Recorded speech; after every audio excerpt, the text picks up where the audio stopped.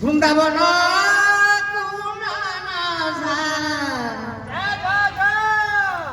চালি রে জয় জয় রাধে কৃষ্ণ বলি রে জয় রাধে কৃষ্ণ বলি কৃষ্ণ কৃষ্ণ বলি কেতে মুখ জীবি ন শুভিলা তালু গলি রে জয় রাধে কৃষ্ণ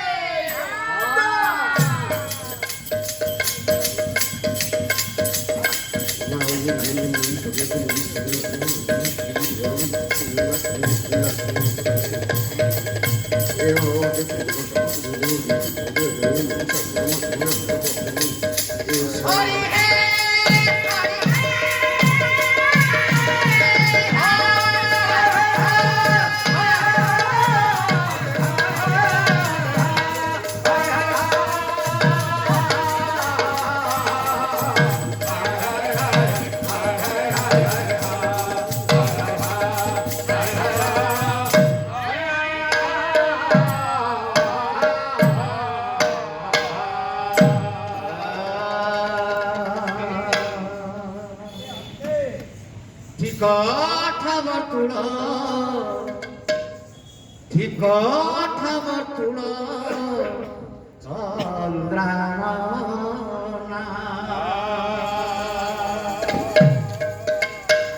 ঠিক ঠবতুল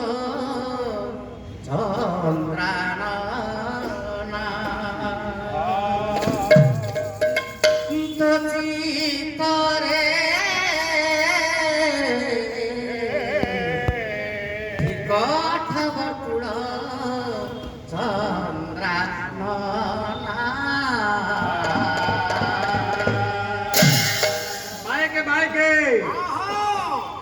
এই পালা হচ্ছে এক প্রাচীন লোককলা পিঢ়ি পরে পিঢ়ি পালাକାର ଚାଲି ଯାଉଛନ୍ତି ତାଙ୍କର ପ୍ରଧାନଙ୍କ ଅନୁସରଣ କରୁଛେ ଆମେ ଆଚ୍ଛା ଯେଉଁ ପାଲାରେ ଛାନ୍ଦ ଚମ୍ପୁ ଓଡିଶିଆ ଆଦି ପରିବେଷଣ କରାଯାଏ ଆଚ୍ଛା ଆମର ଭାଇ ବିଦ୍ୟାଧର ଦଳେଇ ଚମ୍ପୁ ପଦିଏ ଗାଇବେ ଥ ପଟଳ ଚମ୍ପୁ କବି ସୂର୍ଯ୍ୟ ବଳଦେବର ଠାକୁର କିଶୋର ଚନ୍ଦ୍ରାନନ୍ଦ ଚମ୍ପୁ ଆରେ ବାପା ପାଲାକାର ଦାସକାଠି ବାଲା ଅଛନ୍ତି ବୋଲି କବି ବଞ୍ଚିଛନ୍ତି ନହେଲେ କବି ମାନେ ବଞ୍ଚି ନଥାନ୍ତି ତେଣୁ କବିଙ୍କର ନାମ କହିଲେ ପାଲାକାର ଆଚ୍ଛା ଆମ ଭାଇ ସହକର୍ମୀ ଭାଇ ଜଣେ ଗାଇବେ ଠ ପଟଳ ଚମ୍ପୁ ଠିକ ଠ ବଟୁଳ ଚନ୍ଦ୍ରାନନା ତୋ ଚିତ ଠିକ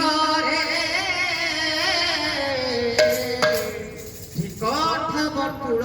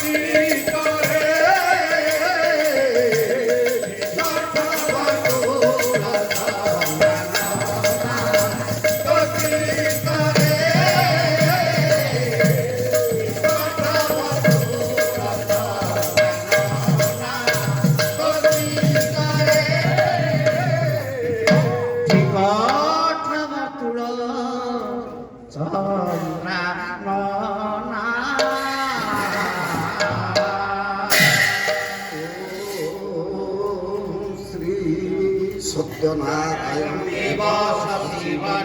চতুর্ভুজা শঙ্খ চক্র গদা বর্ণমাল বিভূষিত পাতাঞ্চ সর্বাণি পরমেশ্বর সাক্ষাৎ কমলা দেবী ভক্ত দেবী নমস্তুতে নানা প্রসন্ন কবরী রচনা মন কর্পূর চন্দন বিলেপন চারু রূপ চিত্রকলা পট মহিধর কন্দরা স্তম্ভকারিকা সকল মঙ্গলদায় নমামি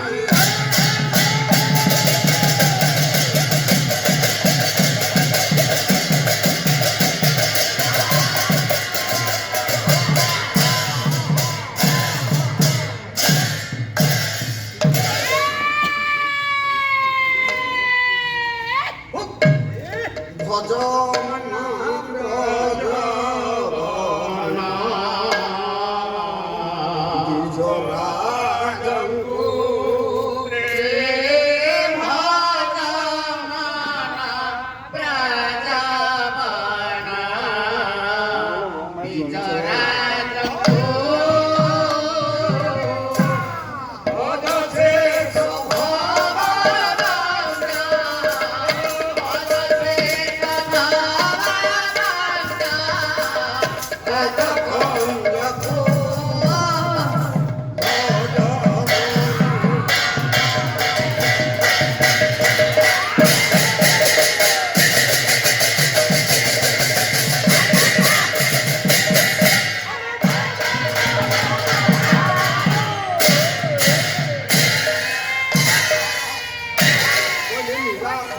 শঙ্খ মধ্যে শতদল কমলে রত্ন সর্বালঙ্কার যুক্তম নবঘন রুচির সংযুক্ত সাগরেণ ভদ্রায়া রাম ভাগে রথচর যুক্ত ব্রহ্ম রুদ্রেন্দ্র বন্দ্যং দেবানাং সারবেকং স্বজন পরিবৃত ব্রহ্মদারু স্মরামি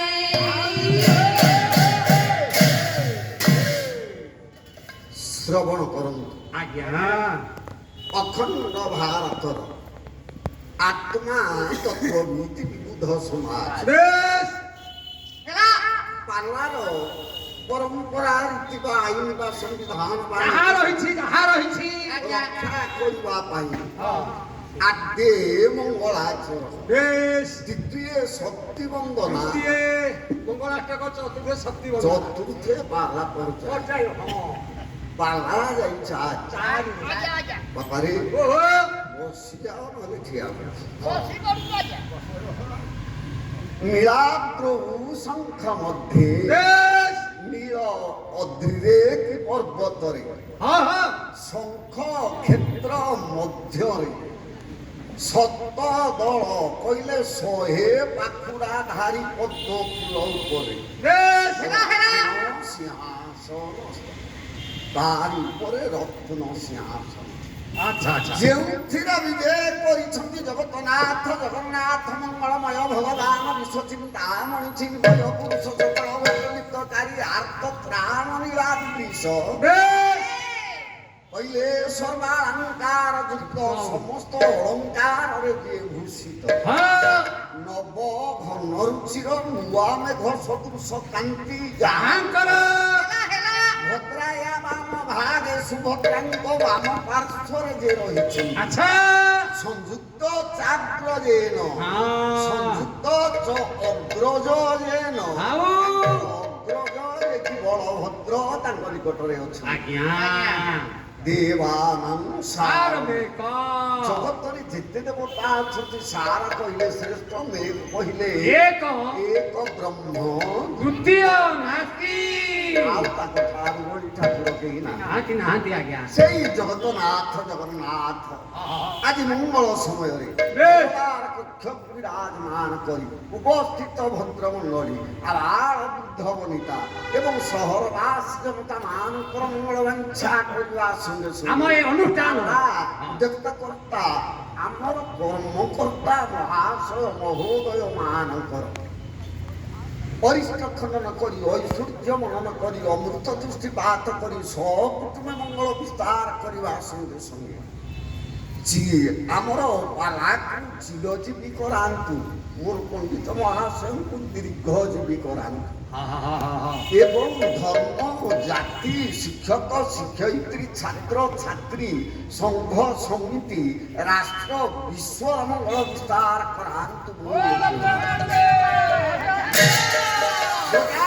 ଆପଣମାନଙ୍କ ପାଇଁ ପାଠ କରିଛି ଡଙ୍କଡ଼ା ଗଡ଼ର ଡର ଧଳଙ୍କ ଲେଖା କହିଲେ ଭଜମନ ବ୍ରଜବନ ଦ୍ୱିଜରାଜ ଶୁଣୁଛୁ ବ୍ରଜବନର ଦ୍ୱିଜରାଜ ଭଗବାନ କୃଷ୍ଣଚନ୍ଦ୍ର କୃଷ୍ଣ ନାରାୟଣ ବିଷ୍ଣୁ ବୈକୁଣ୍ଠ ବିଷ୍ଣୁ ବାଦାମୋଦର ଋଷିକେଶ କେଶବ ମାଧବ ପ୍ରଭୁ ଦୈତାରୀ କୁନ୍ଦରୀ କାକ୍ଷ ଗୋବିନ୍ଦ ଗରୁଡଧ୍ୱଜ ପୀତାମ୍ବର ଚିତ ଶ୍ରାଙ୍ଗିନୀ ବିଶିକେଶନ ଜନାର୍ଦ୍ଦନ ଉପେନ୍ଦ୍ର ଇନ୍ଦ୍ରବରଜ ଚକ୍ରବାଣୀ ଚକ୍ରବୀର ପଦ୍ମନାଭ ମଧୁରୀକୁ ବାସୁଦେବ ତ୍ରିବିକ୍ରମ ଦେବକୀ ନନ୍ଦନ ସୌପତି ପୁରୁଷୋତ୍ତମ ବନମାଳୀ ବଳିଧ୍ୱଂସୀ କଂସରାତି ଅଭିଯକ୍ଷ ସ୍ୱପର କୈଟ ଭାବିତ ବିଦୁଷୀ ବଚନ ତେଣୁ ସେଇ ବ୍ରଜବନ ଦ୍ୱିଜରାଜ ଭଗବାନ ଭଜନ କର ବୋଲି କବି କହିଲେ ଆଜ୍ଞା। ଭଜନ କର ରଟନ କର ପଠନ କର ଶ୍ରବଣ କର ମନନ କର ଆପଣଙ୍କର ଇଚ୍ଛା ଯାହା ଆଜ୍ଞା ଆଜ୍ଞା ଆଜ୍ଞା ନା ଆଜ୍ଞା କାହିଁକି ନା କିଛି ପାଇବା ପାଇଁ ନିଶ୍ଚିତ ତାହେଲେ କେଉଁ ଦେବତାଙ୍କୁ ଭଜନ କଲେ ପୂଜନ କଲେ କଣ କଣ ଦିଅନ୍ତି ଶାସ୍ତ୍ର ପ୍ରମାଣ କରେ କହିଲେ ବ୍ରହ୍ମଦାତା ସୁରବର ତରୁ ଶଙ୍କର ବାପ ଦେବତା ବଚନ କବିତା ଭୋଗଦାତା ଭବାନୀ ଚନ୍ଦ୍ର ସୌନ୍ଦର୍ଯ୍ୟ ଦାତା ସକଳ ସୁଖକର ସୂର୍ଯ୍ୟ ନେତ୍ରଦାତା সর্বে দাতা সকল বিষয়ে মুক্তি দাতা মুরারি সে আর্তত্রাণ মুক্তি দান করে পারিবে আউ দেবতা মানে যাহা যাহা কিছু দেবে আজ্ঞা আজ্ঞা তাহলে কেউ মন্দিরকু গলে কেউ দেবতাঙ্কু কিপরি দর্শন করা যায় শাস্ত্র তার প্রমাণ করি কইলে বামে প্রণমিত বিষ্ণু দক্ষিণে সতী শঙ্কর অগ্রে প্রণমিত গুরু অন্যন্ত্র নিষ্পভাবে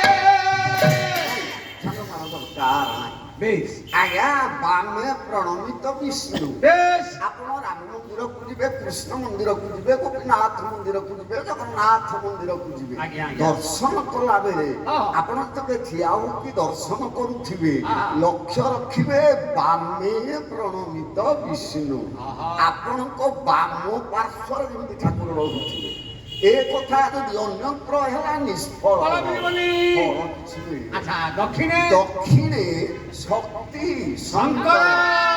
ଆପଣ ଶିବ ମନ୍ଦିରକୁ ଯିବେ ଦୁର୍ଗା ମନ୍ଦିରକୁ ଯିବେ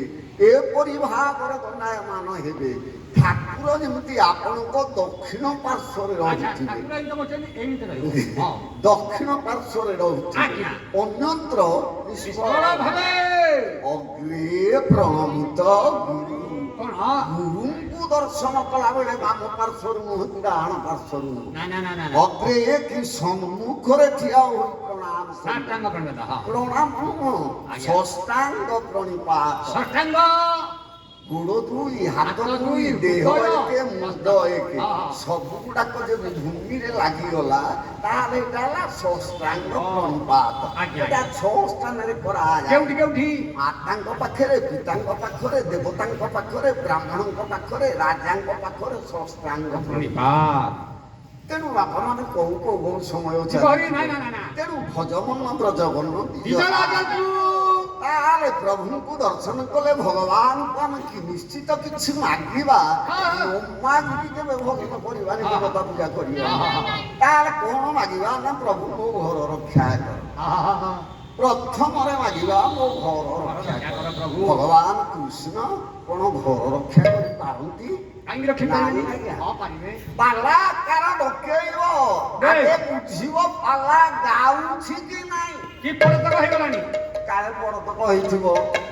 ପଇସା ଉପରେ ଧାଇଁ ଆସିବ ଏଠି ଯାଇପାରିବନି ନା, ନା, ନା, ନା, ନା। ମୋତେ ସାର୍ ପଚାରିଲେ କହିଲେ କେତେ ବର୍ଷ ହେଲା ପାଲା ଗାଇଲଣି ମୁଁ କହିଲି 71 ମସିହାରୁ ପାଲା ଗାଇଲି ହଁ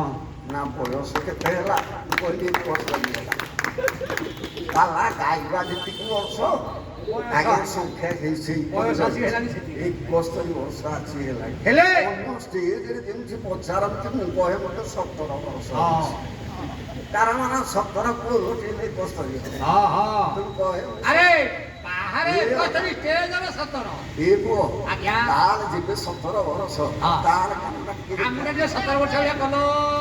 ପ୍ରଭୁ ଘର ରକ୍ଷା କରିପାରନ୍ତିନି ନା ନା ନା ନା ନା ନା ନା କବି ସୂର୍ଯ୍ୟ ବଳଦେବ ରଥଙ୍କର ଲେଖା ଆହା କହିଲେ ଜଳଧି ଅନ୍ତେ ନିଜ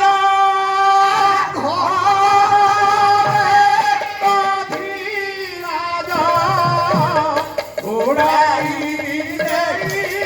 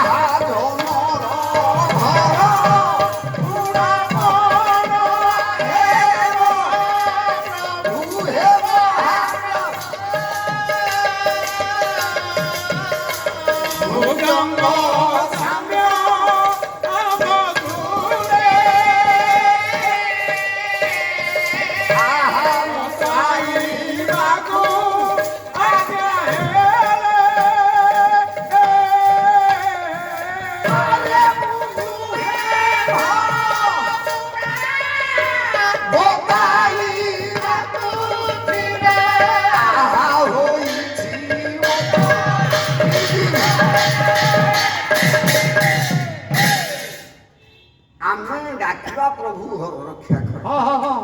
କବି କହିଲେ ଜଳଧି ଅନ୍ତେ ନିଜ ଘର ଦେବାଧିରାଜ ବୁଡ଼ାଇ ଦେଇଛ ଭଗବାନ କୃଷ୍ଣଙ୍କର ଯେଉଁ ଦ୍ୱାରିକା ନଗର ଆଜ୍ଞା ଅଷ୍ଟରତ୍ନ ପରିପୂର୍ଣ୍ଣ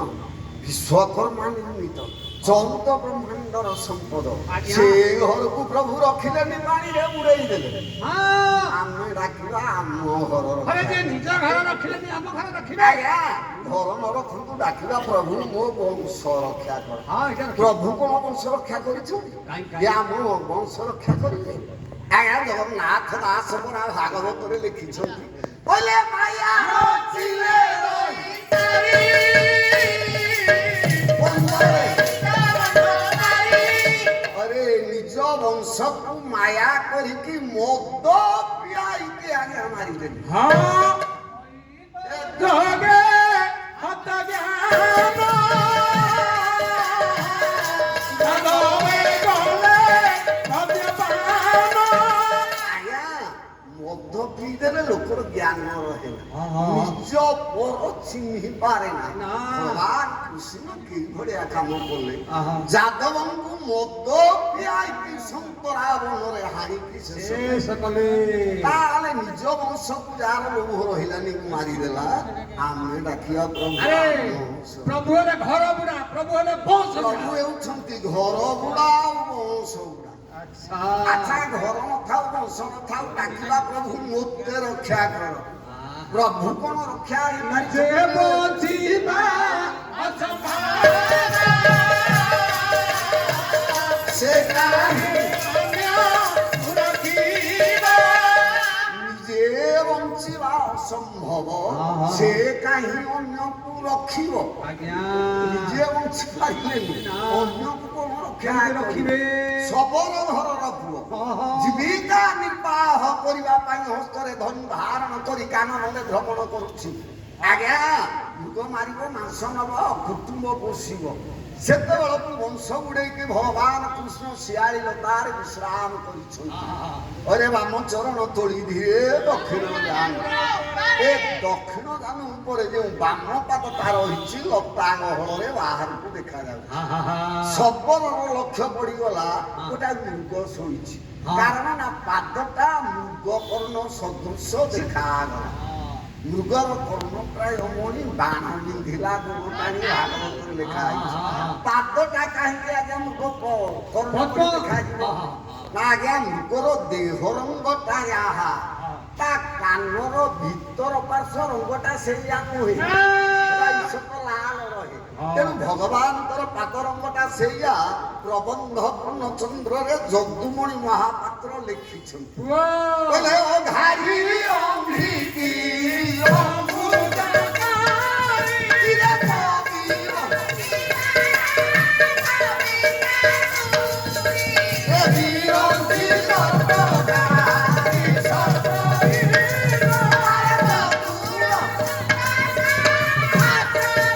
ଆରେ କାହା କୀର୍ତ୍ତି ଗୁଣ ଗାଇ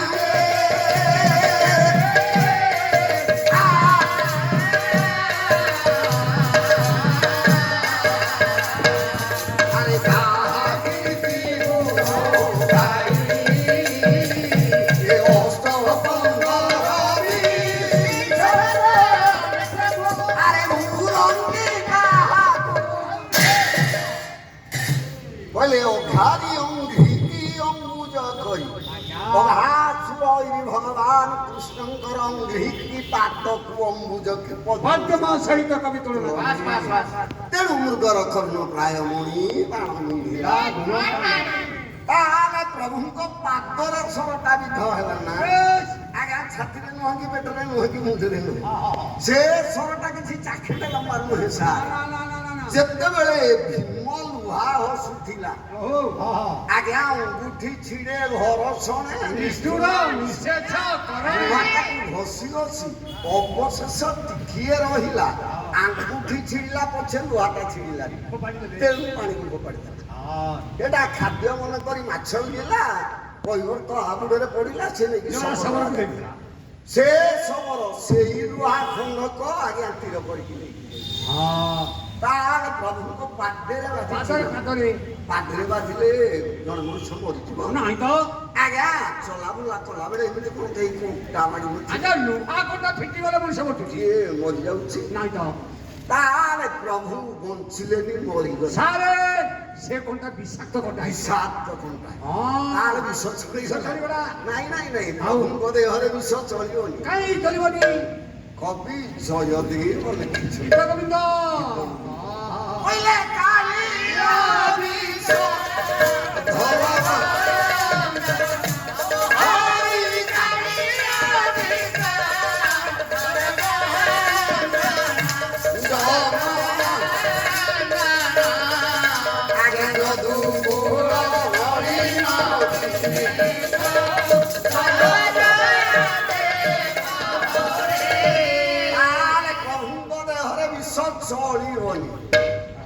ସେଟା ଅଭିଶାପ ଥିଲା ତେଣୁ ପ୍ରଭୁ ହଉଛନ୍ତି ଘର ଗୁଡା ପ୍ରଭୁ ହଉଛନ୍ତି ବଂଶ ଗୁଡା ପ୍ରଭୁ ନିଜେ ମଲେ ଆଉ ଗୋଟାଏ କଥା ଆଜ୍ଞା ଯାହା ତ କଲେ ଆଜ୍ଞା ସତ୍ୟ କହିଲେନି ମିଥ୍ୟା କବିତା ଲେଖା ହେଇଛି କବିତାରେ ଲେଖା ହେଇଛି ଆରେ ସତ୍ୟ ବାଦୀ ଗୋବିନ୍ଦ ରାଧା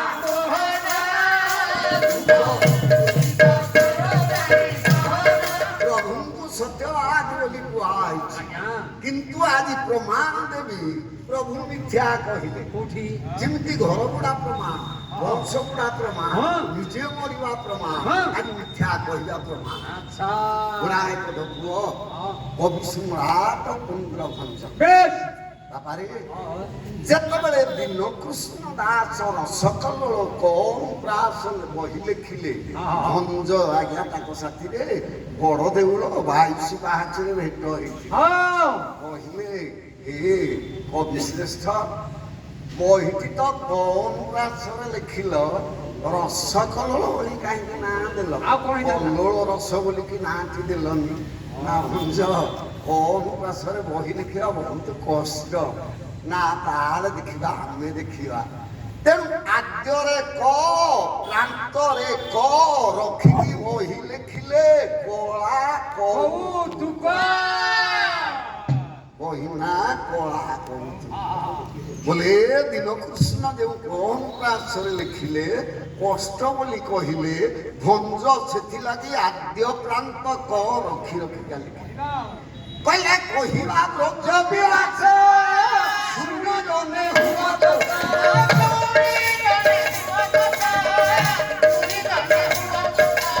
ଆରେ ଗୋପରେ ଜନ୍ମ ନିଜ ନାଇ ଅପରାଧ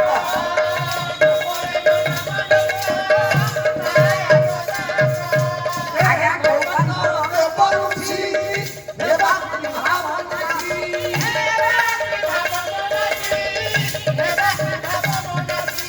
আরে ঝুলেছে হেলে তাঙ্গুকা মরনা গায় আরে কৌস্তু ভমনি ভারত সে কৌস্তু ভমনি ভারত এ গরিব বিরাট সাথে আছ ঠিক ও বাপা মানে পণ্ডিত সমাজ এ ব্রজবিলাস কথা কହୁଛି ଭଞ୍ଜଙ୍କ ଲେଖା ପ୍ରଭୁ ଭଗବାନ କୃଷ୍ଣ କିପରି ମିଥ୍ୟା କହିଥିଲେ ହଁ। ଯେତେବେଳେ ଅକ୍ରୁର ରଥ ଧରି ଆସିକି ଉପରେ ପହଞ୍ଚିଲା ରାମକୃଷ୍ଣଙ୍କୁ ନେବା ପାଇଁ କୌଶଳ ଆଦେଶ ଗୋପ ଦାଣ୍ଡରେ ରଥ ପ୍ରବେଶ ହେଲା ମାତ୍ରେ ଆଜ୍ଞା ଗୋପପୁରରେ ଚହଳ ପଡ଼ିଲା କି ନାଗରା ବାଜିଗଲା କୃଷ୍ଣ ପ୍ରସାଦ ବସୁଙ୍କ ଲେଖା କହିଲେ ଗୋପଦାଣ୍ଡ ଫାଟି ଯାଉଛି ଶୁଭେ ଶୁଭେ ଚାଲ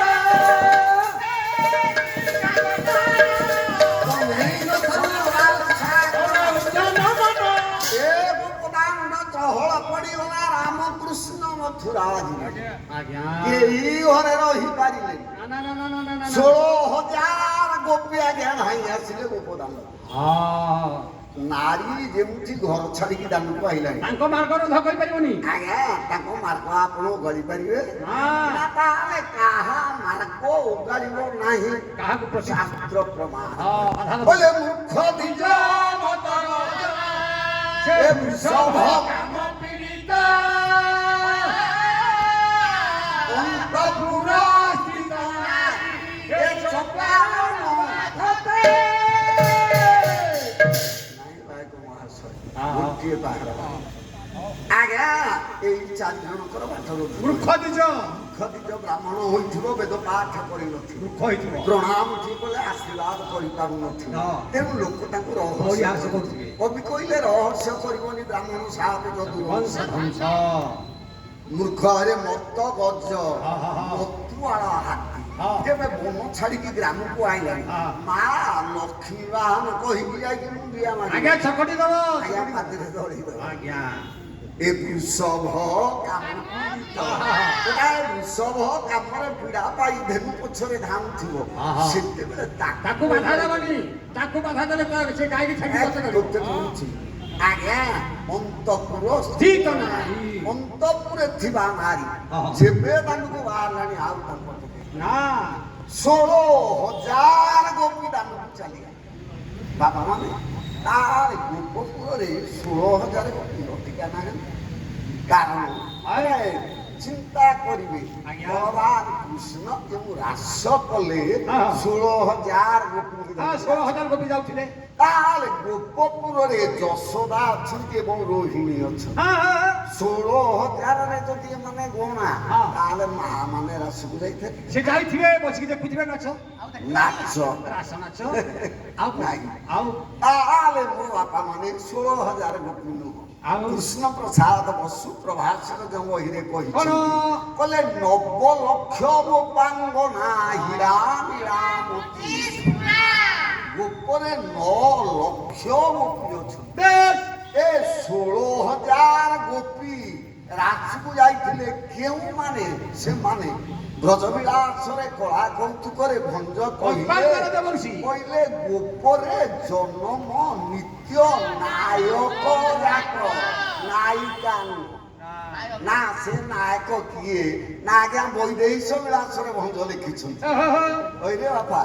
52 ଛାନ୍ଦରେ ପୂର୍ଣ୍ଣ କରିଛନ୍ତି ବୈଶାଖ ମାସରେ ଆରମ୍ଭ କରିଛନ୍ତି ଆଜ୍ଞା ବଡ଼ ଏକାଦଶୀ ସମ୍ପୂର୍ଣ୍ଣ କରିଛନ୍ତି ହଁ ବଡ଼ କଳିକାଠରେ ବନ୍ଧେଇ କରିଛନ୍ତି ବଡ଼ ପିତା ଧନଜୟଙ୍କୁ ଅର୍ପଣ କରିଛନ୍ତି ବେଶ ସେଇ ଗୋଟାକ ହଉଛି ବୈଦେହୀଶ ସଭିଳାଷ ନାୟକ କିଏ କହିଲେ ବିହରୁ ବିହରୁ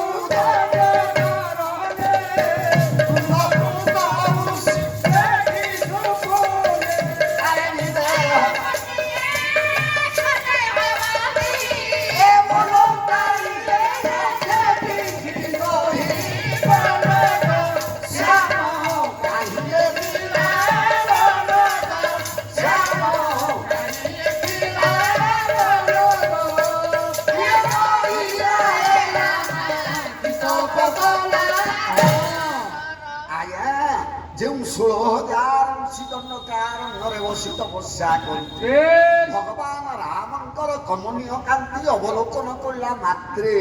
ଭକ୍ତି ଭାବ ଦୂର ହୋଇଗଲା ଆଜ୍ଞା ଆସିଗଲା ନାରୀ ଭାବ ତେଣୁ ରାମକୁ ସ୍ୱାମୀ ବୋଲି ବରଣ କରିଦେଲେ ଭଗବାନ ରାମ କହିଲେ ଏ ଯୁଗରେ ହବନି ମୁଁ ନିୟମ କରିଛି ବହି ଆଜ୍ଞା ସୀତାଙ୍କ ନିକଟରେ କେତେବେଳେ ନା ମଧୁ ସଜା ବିଦଗତ ଶ୍ରୀ ରାମଚନ୍ଦ୍ର କହି ବନ୍ଧୁ ଜୀବନ ଥିବାର ଏହି ରାଶି ନ କରିବି ଆମକୁ ବୋଲି ଛୁଇଁ ଦୀପ ଦାସନକୁ ରାମ ଅଗ୍ନିକି ଛୁଇଁକି ନିୟମ କରିଦେଲେ ସେତେବେଳେ ମଧୁସୂଦାରେ ଦୀପ ଜଳେ ଆଜିକାଲି ସିନା ନାଗି ଯାଇଛି ତେଣୁ ମା ସୀତା ନିୟମ କରିଦେଲେ ବୈଦେହୀ କେଶୁ କାଢି କେତକି ଅନ୍ନ ଲଖିଲେ ପୋଛି କସ୍ତୁରୀ କି ବଢି ନାହିଁ ଆଜି ଯାଏ ମୋଚିତ ବୋଳାଇ ଇବି ନାହିଁ ଜନ୍ମେ ଜନ୍ମେ ତ ତେଣୁ ସେ ସ୍ଥାନରେ ରାମ କହିଲେ ହେ ଋଷି ବୃନ୍ଦ ଏଇଲେ ମୋ ସ୍ତ୍ରୀ ହେଇପାରିବନି ବଲ୍ଲଭୀ ହୋଇବ ତୁମ୍ଭେ ଦ୍ୱାପରେ ବ୍ରଜେ ରହିବ ଆମ୍ଭେ କଂସାରେ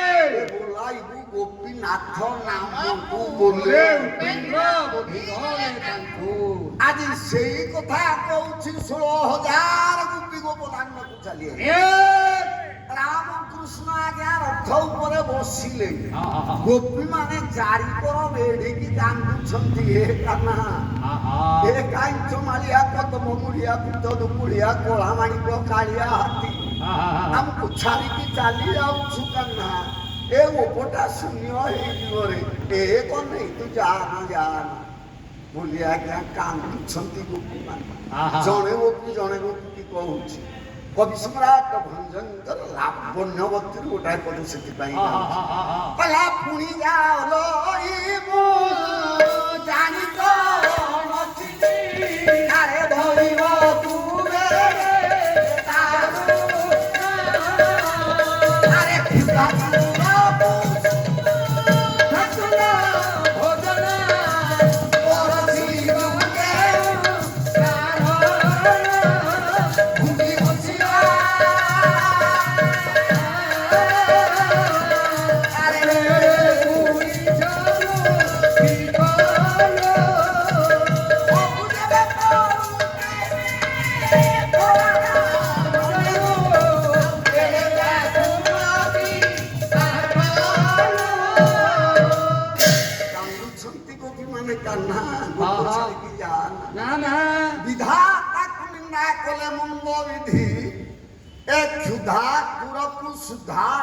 ଭୋଜନ ପରଶିବା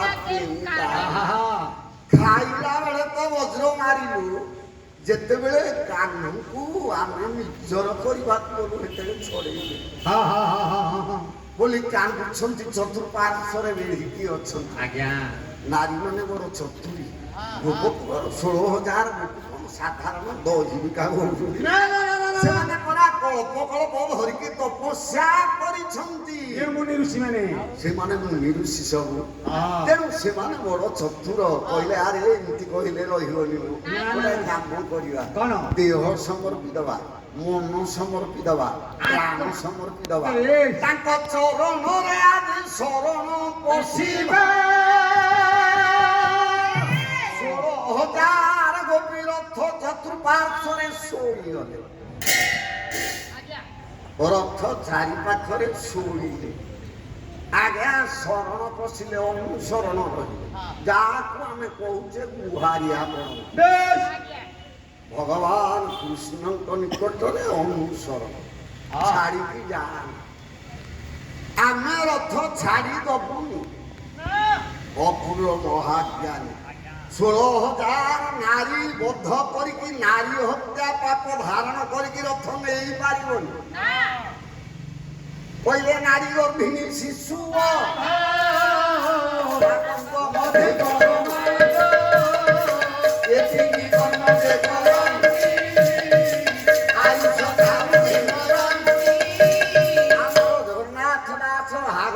ଲେଖିଦେଲେ କହିଲେ 3ଟା କାମ ଯିଏ କରନ୍ତି ନାରୀ ହତ୍ୟା କରିବ ଗର୍ଭ ବିନାଶ କରିବ ଶିଶୁ ହତ୍ୟା କରିବ ଏ 3ଟା କାମ ଯିଏ କରିବ ଆୟୁଷ ମରିବ ମୋ ଆଜ୍ଞା ମାନେ ଆୟୁଷ ଥାଇକି କିଏ ମରେ ସେଇ ଜଗନ୍ନାଥ ନାଥ ଲେଖିଛନ୍ତି ଦଣ୍ଡେ ନିମିଷେ ଥିଲେ ପ୍ରାଣ ଏ ତଳରେ ଲେଖିଛନ୍ତି ଆୟୁଷ ଥାଇ ସେ ଆୟୁଷ ତ ଅଛି ଫେରେ ମରିବ କେମିତି କବିଙ୍କ ଲେଖା କେତେ ସନ୍ଧି ରହିଛି ଦେଖ ନାଇଁ ଠିକ ଆୟୁଷ ଥାଇକି ମର ନା କିଏ ଲେଖିଛି କିଏ ଲେଖା ହେଇଛି କେଉଁଠି ନା ରାମଚରିତ ମାନସ ତୁଳସୀ ଦାସ ଗୋସ୍ୱାମୀ ତୁଳସୀ ଦାସ ଲଙ୍କା କାଣ୍ଡରେ ଲେଖା ଅଛି ଅଙ୍ଗଦ ଯେତେବେଳେ ରାବଣ ପାଖରେ ଭେଟ ହେଲା ସେଇଠି ରାବଣକୁ କହିଦେଲା କହିଲା ତତେ ମାରି ଦିଅନ୍ତି ଯେ ତୁ ତ ମରି ସାରିଛୁ ତୋତେ ଆଉ କଣ ମାରିବୁ ମୋଢଟାକୁ? ନା ମୁଁ ମରି ସାରିଛି ନା ତୁ ନୁହଁ କେତେ ଜଣ ମରିକି ଅଛନ୍ତି ଶୁଣ କହିଲେ କୌଲ କାମ ବଛକୁ ପନ ବିବୁଢା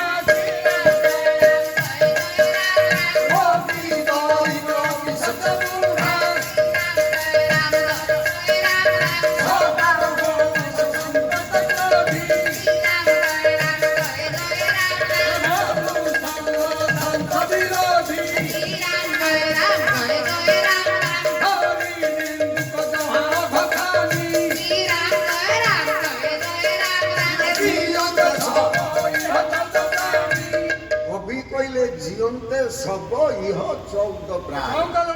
ଜି ଥିଲେ ମଧ୍ୟ ଶବ ସାଥିରେ ସମାନ ଆଜ୍ଞା ନା କିଏ କୌଲ ବସ ବୋଲେ କୋଳିଆ କୋଳି ଗଣ୍ଡଗୋଳିଆ ଚୁପୁରିଆ ଏଟା କଥାଟେ ଏଟା କଥାଟେ ଲଗେଇ ଦେବି କେଶ ଲଗେଇ ଗଣ୍ଡଗୋଳ ମାର ପିଟି ଲଗେଇଦବ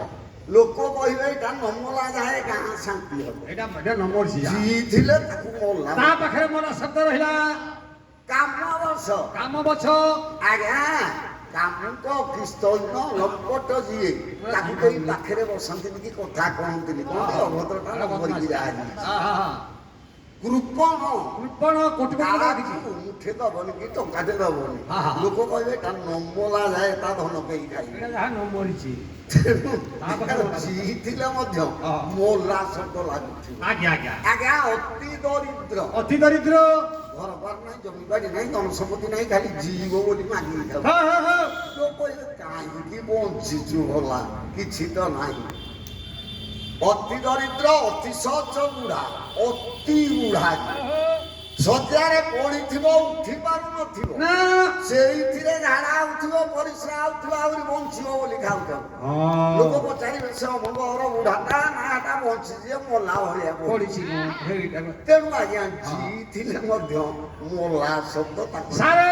ଇଏ ଯେବେ ବଞ୍ଚିକି ମରିବା ସହିତ ସମାନ ତାହେଲେ କିଏ ମରିକି ବଞ୍ଚିବା ସେଥିରେ ସମାନ ଗାୟକ ସମ୍ରାଟ ବିଶ୍ୱନାଥ ପଟ୍ଟଯୋଶୀ ଲେଖିଛନ୍ତି କଣ କହିଲେ କହିଲେ କବି କଳାକାର ଭଗତ ଦେଶ ସେବକ ଚାରି ଆରେ ଏମାନେ ରହନ୍ତି ଅମର କଳେ ଚାକରି ଚାରି କିଏ ମରିଥିଲେ ମଧ୍ୟ ବଞ୍ଚିକି ଥାନ୍ତି ଆଜ୍ଞା ନା କବି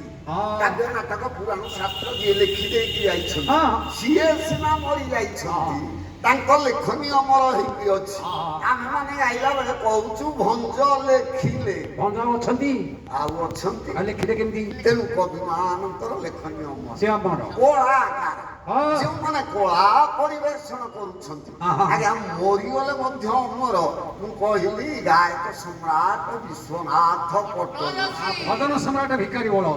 ଏ ଭଜନ ସମ୍ରାଟ ଭିକାରୀ ବଳ ଯେତେବେଳେ ଆପଣ ମାନେ କଣ ଶୁଣିଦେବେ ମରିଛି ବୋଲି କହିବେ ନା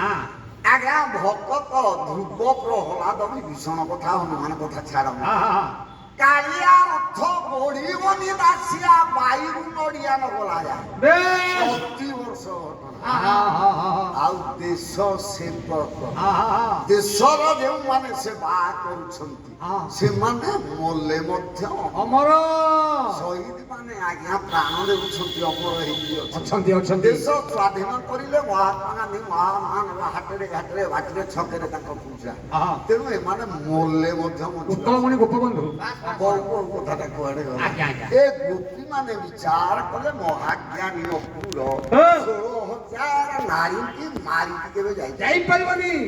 ଚତୁଃପାର୍ଶ୍ୱରେ ଶୋଇ ପଡିଲେ ରଥ ଆଉ ଚାଲିବନି କି ଆଉ କାନ ଭଗବାନ କୃଷ୍ଣଙ୍କୁ ଅନେଇଲେ ତେଣୁ ପଦ ତଳେ ପଡିଗଲେ ପଦ ତଳେ ଯେତେବେଳେ ପଡିଗଲେ ଏଠି କାନ୍ଦି କାନ୍ଦି କହିଲେ କଣ ନାହିଁ 8 ବର୍ଷ କାଳ ସେବା କଲୁ ବାଲ୍ୟ କାଳରୁ କହିବାରେ ତୋ ସେବାରେ ତୋ ବ୍ୟବହାରରେ ଯଦି ଆମର କିଛି ଦୋଷ ରହିଯାଇଛି ଆମେ ତ ନାରୀ ଜାତି କ୍ଷମା କରିଦେ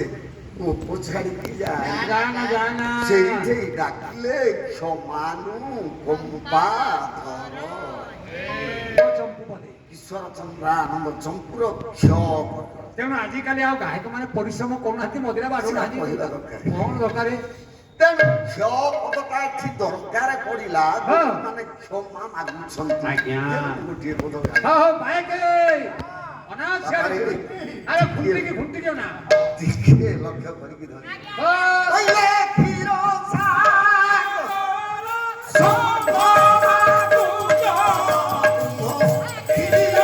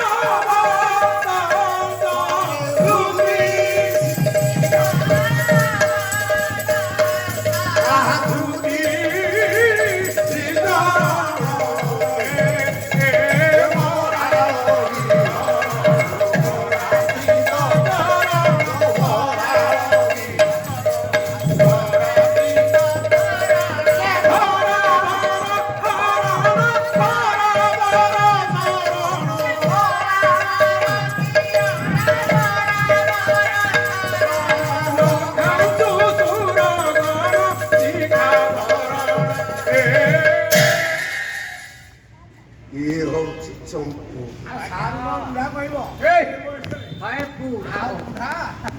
ମୋ ବାପା ମାନେ ଆଜିକାଲି ପାଲା ଶସ୍ତା ହେଇଗଲା ଆଜ୍ଞା ହଁ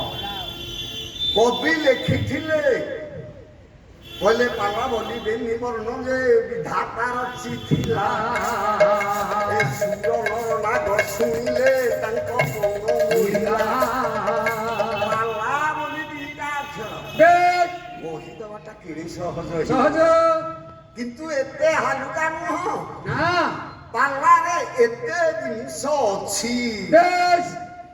ଏ କଥା ଜୀବନ ଯାକ ଶିଖିପାରିବନି ଶେଷ କରିପାରିବନି ଶୁଣିବେ ହଁ ଧର୍ମାନନ୍ଦ ଦୀକ୍ଷିତ କହିଥିଲେ କଣ କହିଲେ ରଙ୍ଗା ମନେ ରଖିଥା ମନେ ପକଉ ହଉ ହଉ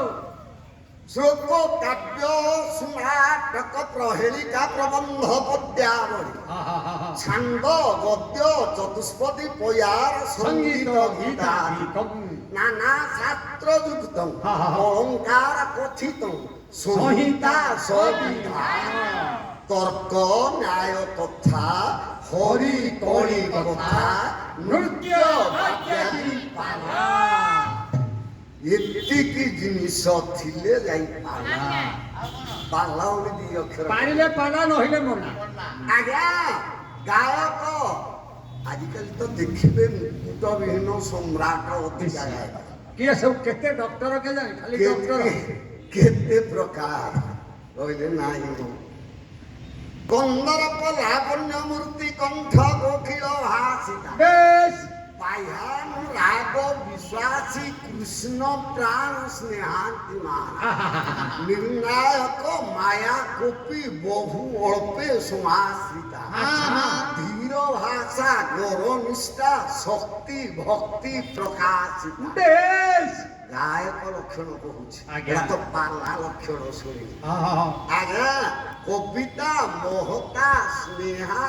ସୁଦୟା ପରମ୍ରତା ଆଉ ପ୍ରେମିକା ପ୍ରେମ କଳ୍ପନା ଏକ ବିଶେଷ ଗାୟକ 21ଟା ଲକ୍ଷଣ ଥିଲେ ଉତ୍ତମ ଜଣେ ଭଲ ଗାୟକ ହବ ଏତେ କଥା କହିଲେ ଆମ ମାନଙ୍କର 25ଟା ଲକ୍ଷଣ ନାହିଁ 16,000 ଗୋପୀ ଡାକିଲେ କ୍ଷମାନୁକମ୍ପା ହେ କ୍ଷମା ଅନୁକମ୍ପାଧାରୀ ଆପଣ କ୍ଷମା କରନ୍ତୁ କ୍ଷମା କରନ୍ତୁ ପଦଟି ସିନା ଗାଇବେନି ପାଲା ବାଲାର କଥା ଯୋଉଟା ସେଟା ଗାଇବେ হয় ଆଜ୍ଞା ତା ଭିତରେ ଯୋଉ ପଢିଟା ପାଲା ବାଲା ହେଉଟା ଦେଖାନ୍ତି হ্যাঁ କହିଲେ ମୋର বিহরণ পরাজিত চরণ পরাজিত চরণ পরাজিত চরণ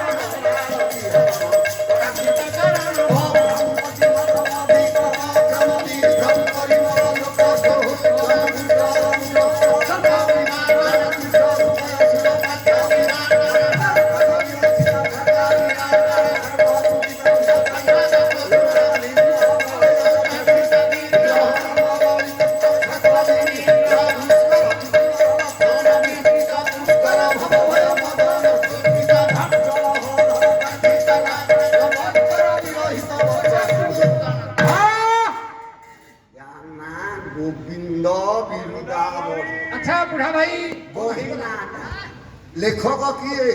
ନା ଜୟଦେବ ଜୟଦେବ ପାଲା ଭଲ ପଢି ଗାଇଲା ବେଳେ ଗାଇବେ ଯୋଧାଟ ବିରଳ ଜଳେ ପ୍ରବାହ ବାଗ୍ୟା ଶିବ ତାଣ୍ଡବ ଗାଇ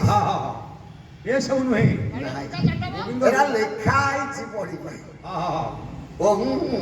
ରୂପସାଦ ଗୋବିନ୍ଦ ବିରୁଦାବଳି ଯସ୍ୟ ପଠେନ ମାତ୍ରେଣ ଶ୍ରୀ ଗୋବିନ୍ଦ ପ୍ରସିଦ୍ଧତେ ବ୍ରହ୍ମା ବ୍ରହ୍ମାଣ୍ଡ ଭାଣ୍ଡେ ସରସିଜ ନୟନେ ଶତ୍ରୁ ମା କ୍ରୀଡ଼ାନୀ ତାନି ଭୂତ ଚଖେଳା ଖୁରଳିତ ମତିନା ତାନି ଜେନ ନିଯୋଗୀ ତାତୃକଂ କ୍ରୀଡ଼ାଣ୍ଡ ପୃଥିଜଳ କୃତକୁଟ ବା ସ ଯସ୍ୟ ବୈକୁଣ୍ଠ କୁଲ୍ୟା ଅତ୍ୟପନ୍ତ୍ୟସ କାସ୍ତେ ସ୍ଥିତିରୁହ କୃତିଭ୍ରମ ପ୍ରତି ଦୃଶ୍ୟତେ ଦାନ୍ତ ଧରି ପଡ଼ିବ ନିଶ୍ଚିତ ନିଶ୍ଚିତ ଆଉ ସରଳିଆ କରିବ କେତେ କେତେ ବଢ଼ିଆ ହଁ ସେଇ ଗୋବିନ୍ଦ ବିରୁଦାବଳୀରେ ଲେଖା ହେଇଛି ପଢ ପଢ ଆଉ ଥରେ ମୋରାଳ ବିହରଣ ପରାଚିତ ଚରଣ ମୋରାଳ ବିହରଣ ପରାଚିତ ଚରଣ ମୋରାଳ ବିହରଣ ପରାଚିତ ଚରଣ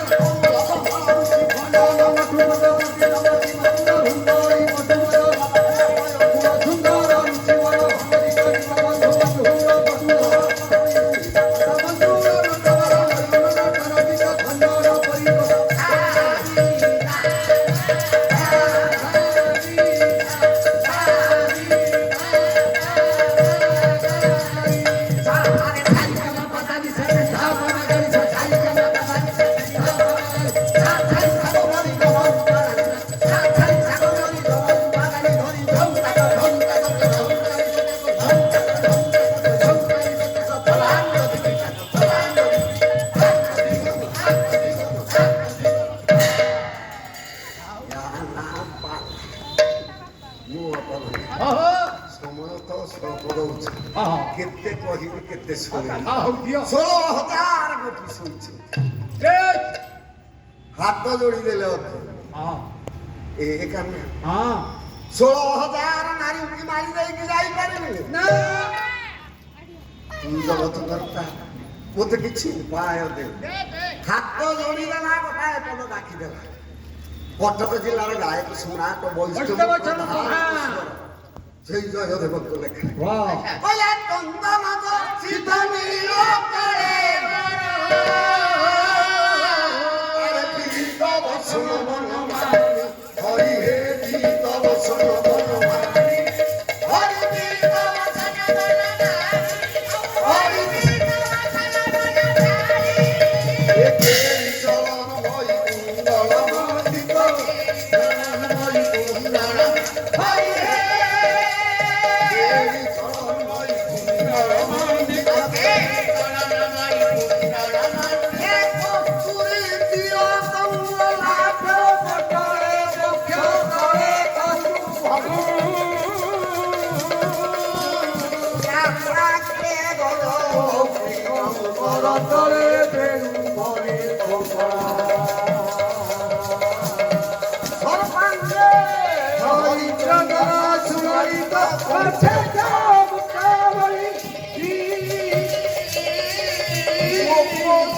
পরিবেশিত বিজয় দেখিব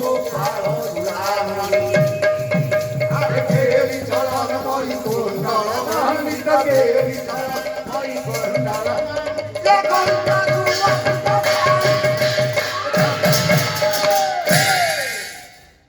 অক্ষুর রাখি କହିଲେ ପ୍ରଭୁ ଦୟା କର ରଥ କିପରି ଆଜ୍ଞା ଭଗବାନ କୃଷ୍ଣ କହିଲେ କହିଲେ ରଥ ଜହାନି ରଥ ଯିବ ମୁଁ ତାଙ୍କୁ ବୁଝେଇ ଦଉଛି ମୁଁ ତାଙ୍କୁ ବୁଝେଇବି ଟିକେ ତମେ ଚିନ୍ତା କର ମୋ ମାୟା ମତେ ଅଗଚାର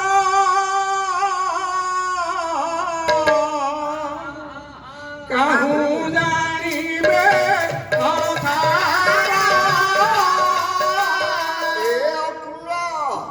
ମୋ ମାୟା ମୋତେ ଅଗୋଚର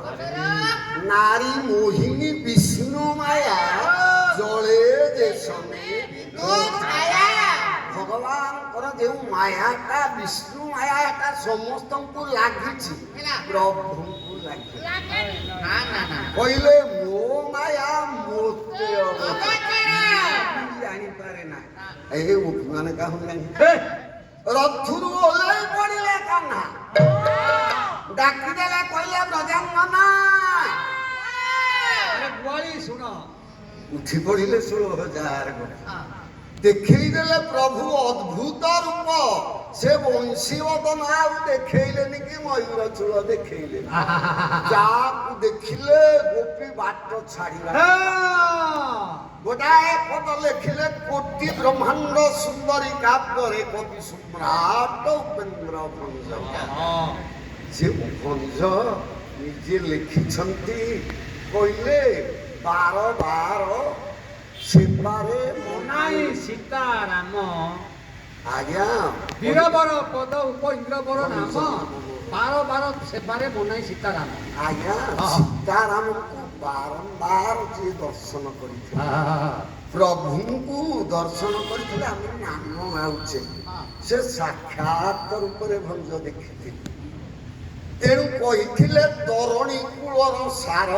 ମୁଁ ଲଭିବାରୁ ନିରନ୍ତର କହେ ଉପଇନ୍ଦ୍ର ଭଞ୍ଜ ମୁଁ ହୋଇଛି ଶବ୍ଦ ସାଗର ପାର ଶବ୍ଦ ରୂପକ ସାଗର ମୁଁ ପାଇଲି ସେଇ ଲେଖିଲେ ପ୍ରଭୁଙ୍କ ଅଦ୍ଭୁତ ରୂପଟା ଦେଖିଲେ ଗୋପୀ ମାନେ କହିଲେ ବୋପା ଇଏ ତ କଲେ କଣ୍ଠ ଅଦିତ ଶଙ୍ଖ ମକର ତାଳରେ କୋଳାହଳର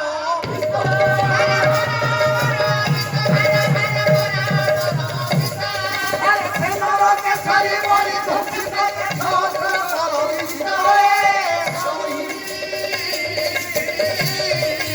ରାମ ବଳ ଛାତ ମହିରେ ବୁଦ୍ଧ ଜନ୍ମ ହାତ ସହିବେ ଏକ ବିଷ୍ଣୁ ବଂଶ କହିଲେ ବିଷ୍ଣୁ 10 ରୂପ ଏକେ ବଳି ଆଲୋ ଇଏ କି କୃଷ୍ଣ ଏ 10 ଅବତାର ରାକ ଧାରଣ କରିଛି ଆଉ ସେ ରୂପ ନାହିଁ ଲୋହିତ ବିଦଗ୍ଧ ଚିନ୍ତାମଣି ଅଭିମନୁ ସାମନ୍ତ ସିଂହାର ଲେଖା ଅଳଙ୍କାର ନଥିଲେ କାବ୍ୟ ନାୟିକା ସୁନ୍ଦରୀ ହୋଇଛି ଜଣେ ମା କିଛି ଅଳଙ୍କାର ପିନ୍ଧିବନି ସେ ଯେଡ଼େ ସୁନ୍ଦରୀ ହଉନ ଚାଲିଗଲେ ତାକୁ କେହି ଅନେଇବେନି ଏଇଟା ଧରିକି ଯାଇ ଗୋଟେ କାଳି ଝିଅଟେ ଯେବେ ଅଳଙ୍କାର ପିନ୍ଧିକି ଯାଇଛି ଏ ଝିଅଟା ସୁନ୍ଦର ଦେଖାଯାଉଛି ମୁଣ୍ଡରେ ଦେବେ କଳା ଛଟା ଏତେ ସୁନ୍ଦର କାବ୍ୟ ନାୟିକାକୁ ଅଳଙ୍କାର ନଥିଲେ ସେ ସୁନ୍ଦର ଦେଖା ଆଜ୍ଞା କଲା କଳା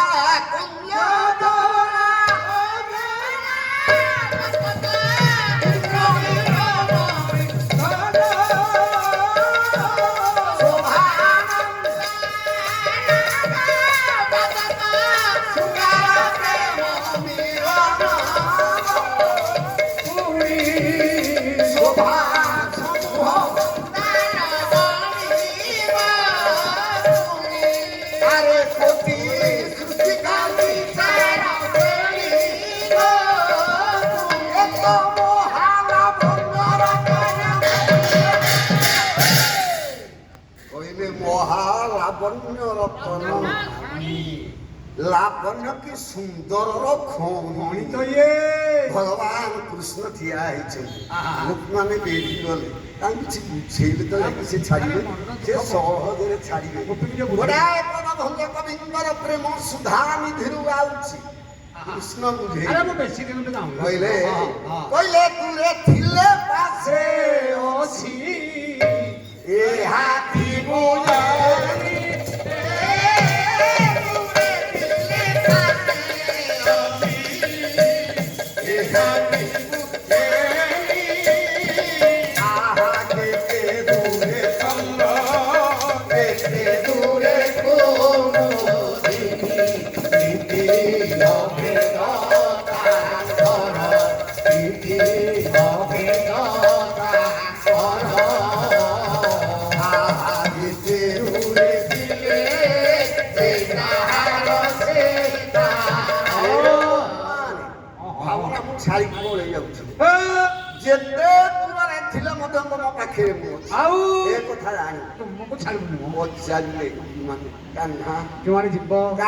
रथरे बसी ना मामू घर ना मामू घर कौन काम ना माई ओषा कर ବ୍ରତ କରିଛି ହଁ। ନା ଉଷା ଦେଖିଯିବ ନା ନାଇଁ ନାଇଁ ମାମୁଁ ଗୋଟେ ଯାତ୍ରା କରିଛି ସେ ଯାତ୍ରା ଧନୁଭଗ୍ନ ଯାତ୍ରା ଧନୁ- ଆଜି ପର୍ଯ୍ୟନ୍ତ ପଶ୍ଚିମ ଓଡିଶାରେ ଏଇଟା ଚାଲିଛି ଆଜ୍ଞା ବରଗଡ଼ ଧନୁଯାତ୍ରା କଂସ ସେଇ ଯାତ୍ରାଟା କରିଥିଲେ ଆଜ୍ଞା କୃଷ୍ଣ ଗୋପୀକି ବୁଝଉଛନ୍ତି ହଉ ମାମୁଁ ଗୋଟେ ଯାତ୍ରା କରିଛି ଦେଖିବି ହଁ। ମାଇଁ ଗୋଟେ ଉଷା କରିଛି ତାକୁ ପୂଜା କରିବାକୁ ମୁଣ୍ଡ ନେଇ। ହଁ ନା ଏମିତି କେମିତିକା ଓଷା ମ ନା ଆଜ୍ଞା ସେ ଓଷାଟା ଆମ ମାନେ ଓଡ଼ିଶାରେ ଚାଲୁଛି ସମସ୍ତେ କରୁଛନ୍ତି ହଁ ହଁ ରବିବାର ଦିନ ଆଜ୍ଞା କହିଛୁ ବିଛାଳ ସଂକ୍ରାନ୍ତି ଠାରୁ ଧନୁ ସଂକ୍ରାନ୍ତି ପର୍ଯ୍ୟନ୍ତ ହଁ, ହଁ। ଯେତେଟା ରବିବାର ପଡ଼ିବ ଆମ ଓଡ଼ିଆ ଝିଅମାନେ ହଁ। ସକାଳୁ ଉଠିକି ନଗାରେ ହେଇକି ଆଗ ସୂର୍ଯ୍ୟ ପୂଜା କରିବେ ହଳଦୀ ପାଣି ଢାଳିବେ ଆଣିକି ଆଖିରେ ଲଗେଇବେ ଯାଇକି ଧନୁ ସଂକ୍ରାନ୍ତିକି ଛାଡ଼ିବେ ଧନୁ ସଂକ୍ରାନ୍ତିରେ ଯିଏ ଧରିବେ ମକର ସଂକ୍ରାନ୍ତିକି ଛାଡ଼ିବେ ଛାଡ଼ିବେ, ହଁ। ଏଇଟା ହଉଛି ସୂର୍ଯ୍ୟ ପୂଜା ତା ନାଁ ବହି ଉପରେ ଲେଖା ହେଇଛି ଅଲଣା ଓଷା କଂସ ରାଣୀ ଏଇ ଓଷାଟା କରେ ଆମ ଓଡ଼ିଆ ଘର ପର୍ବପର୍ବାଣି ଓଷା ତ ବହୁତ ଆଉ କୃଷ୍ଣ କହିଲେ ମୋ ମାଇଁ ଓଷା କରିଛି ତା ପାଇଁ ଫୁଲ ନେଇ ବେଶ। ତ ସୂର୍ଯ୍ୟ ପୂଜା କରୁଛି ପଦ୍ମ ଫୁଲ ନଉଛି ହଁ। ଯାତ୍ରା ଦେଖି ଯାଉଛି ଲୋକମାନେ କହିଲେ କି ଏତେ ଦିନରେ ଆସିବ ହଁ। ଏଇଠି ମିଛ କହିଲେ ମଥୁରା ମଙ୍ଗଳ ଛାନ୍ଦରେ ଆଜ୍ଞା ଲେଖା ହେଇଛି ବୋଲେ 4 ଦିନ ମୁଁ ଗଣ୍ଡ ଦେଇଯା।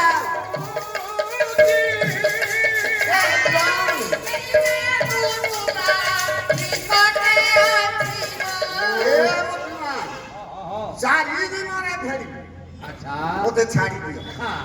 ପୂର୍ବରୁ ତ୍ରେତୟା ଯୁଗରୁ ଦଣ୍ଡକାରଣ୍ୟରେ ଯେତେବେଳେ ସ୍ତ୍ରୀ ହବ ବୋଲି ହେଇଥିଲା ମୁଁ କହିଛି ଦ୍ୱାପର ଯୁଗରେ କୃଷ୍ଣ ବି 8 ସଂଖ୍ୟାରେ ସବୁ ହେବେ ନା 8 ସଂଖ୍ୟାରେ କଣ ହବ ନା ଅଷ୍ଟମୀ ରାତିରେ ଜନ୍ମ ହେବି 8 ଘଡ଼ି ରାତିରେ ଜନ୍ମ ହେବି ମୋ ମା ଅଷ୍ଟମ ଗର୍ଭରେ ଜନ୍ମ ହେବି ମୁଁ ଜନ୍ମ ହେବା ପାଇଁ 8 ଜଣ ଦେଖିବେ ମୁଁ ଲୁଚିକି ଗଲାବେଳେ 8 ଜଣ ଦେଖିବେ ବୋଲେ ଅଷ୍ଟକୁଞ୍ଜରେ ବି ବସିବି ଅଷ୍ଟ ସଖୀରେ ବି ହରିବି ଅଷ୍ଟ ସଖାରେ ଖେଳିବି 8 ବଂଶରେ ମଥୁରା ଯିବି 8ଟା ରାଣୀ ବାହାବି ସେମାନେ 8 ବଂଶର ଝିଅ ଝିଅ ହୋଇଥିବେ ତେଣୁ 8 ବଂଶଟା 8 ହବ ତେଣୁ ଭଗବାନଙ୍କର କାମ ସବୁ 8ରେ କୃଷ୍ଣଙ୍କର ଗୋପୀମାନଙ୍କୁ କହିଲେ ଶୁଣୁଛ ଏ ଗୋପୀମାନେ ମତେ 8 ବର୍ଷ ହେଲା ତେଣୁ ଛାଡ଼ିବାକୁ ବାଧ୍ୟ ମୁଁ ଆଗରୁ କହିଛି ନା ହଁ ଯିବ ଯେ କେତେ ଦିନରେ ଆସିବ ନା 4 ଦିନରେ 4 ଦିନ ଯେତେ କାବ୍ୟ ନାଟକ ସାହିତ୍ୟ ସମାଜ ପୁରାଣ ଦର୍ଶନ ଇତ୍ୟାଦି ଆପଣମାନେ ପଢିବେ ଭଗବାନ କୃଷ୍ଣ ଆଉ ଗୋପକୁ ଫେରି ନାହାନ୍ତି ବଳରାମ ଥରେ ଫେରିଥିଲେ ତାହେଲେ ସତ କହିଲେ ନା ମିଛ କହିଲେ ଆଜ୍ଞା ଘର ଗୁଡା ବଂଶ ଗୁଡା ନିଜେ ବୋଲେ ମିଥ୍ୟା କହିଲେ କାହିଁକି ହଜିବ ଏ ଗୋପୀ ମାନେ ଭାବଟା ଜାଣିଦେଲେ 4 ଦିନରେ କୃଷ୍ଣ ଫେରିବ ତେଣୁ ଛାଡ଼ିଦେଲେ ଆଜ୍ଞା 4 ଦିନରେ କେମିତି ଫେରିବେ ନା ଦ୍ୱାପରରେ କହିକି ଗଲେ ମୁଁ 4 ଦିନରେ ଆସିବି ଦ୍ୱାପର ପରେ କଣ ହେଲା ନା କଳି କଳି ପରେ ସତ୍ୟ ସତ୍ୟ ପରେ ତ୍ରେତୟା ତ୍ରେତୟା ପରେ କଣ ହବ ନା ଦ୍ୱାପର ଏ ଯୁଗକୁ ଯୁଗ ଏହି ମତେ ପରମାନନ୍ଦ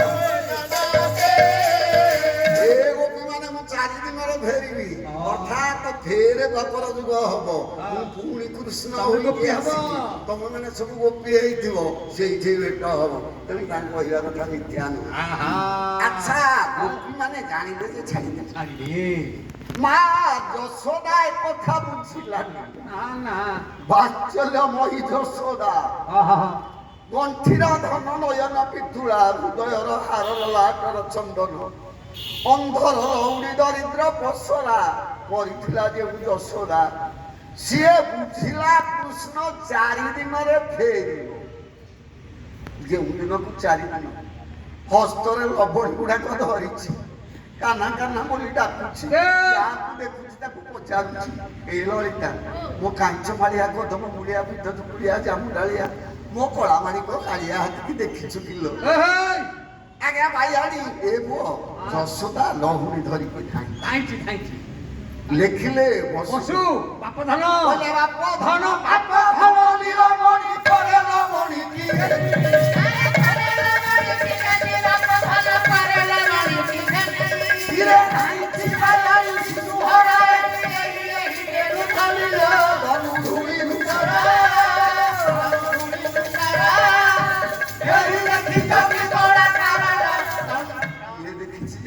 କହିବ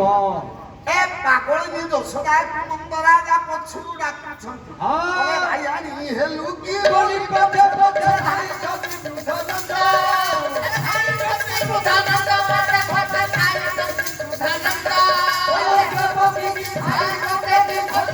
ଆହୁରି କରୁଛ ଛନ୍ଦନ।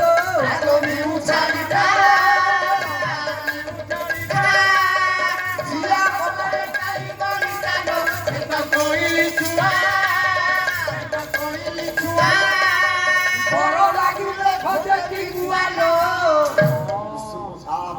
ଲେଖା ଆଜ୍ଞା କାନ୍ଦି କାନ୍ଦି ଯଶୋଦା ଭାଇଁଛି ନନ୍ଦ ପଛରୁ ଡାକୁଛନ୍ତି ଏ ପାଗଳି ଯଶୋଦା ଆଉ ତ ନେଇ ଫେରିବନି ଲୋ ନା ନା ନା ନା ନା ସେ ପରା କୋଇଲି ଛୁଆ ହଁ କାକ ଆଜ୍ଞା କୋଇଲି କାକ ବସାରେ ନେଇକି ଅଣ୍ଡା ଦବ ହଁ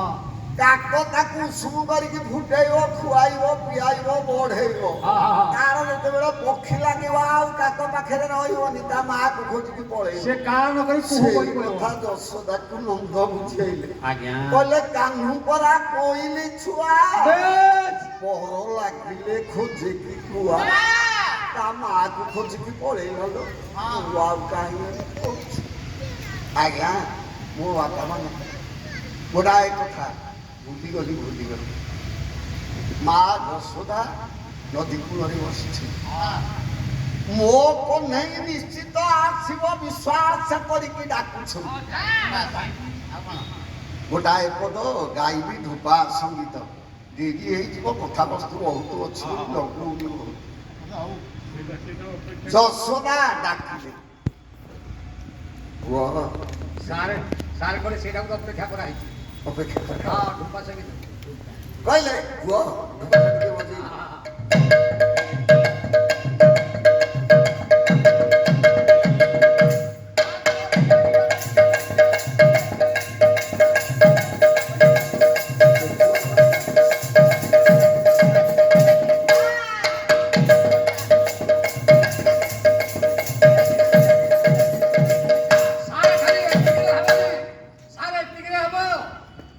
ढुम्पा बाध्य बजे ये तो ढुम्पा बाजे ना मन मृदंग स्वतंत्र से राजमयी गछ कोलो से कथा अलगा अच्छा आपण ता सहित गीत गाइबे गीत को बाध्य चलिबो खाली ढुम्पा संगीत सेतिके रुह गदाधर साणद लिखिछन्ती अच्छा तांकर वर्तमान जीवन अछन्ती से भी कहती गीतंच बाद्यंच नृत्य संगीत त्रय होचे गीत सहित बाद्य आपण गीत गायकी नाच करिए माइक बाद्य बजेबे बालिया बाबू मन बसिक देखिबे କହିଲେ ଝୁଲି ଝୁଲି ଆସୁଥାଇ ରେ ମୋର ଝୁମର ଝୁମର ପାଏ ଝୁଲି ଝୁଲି ମୋର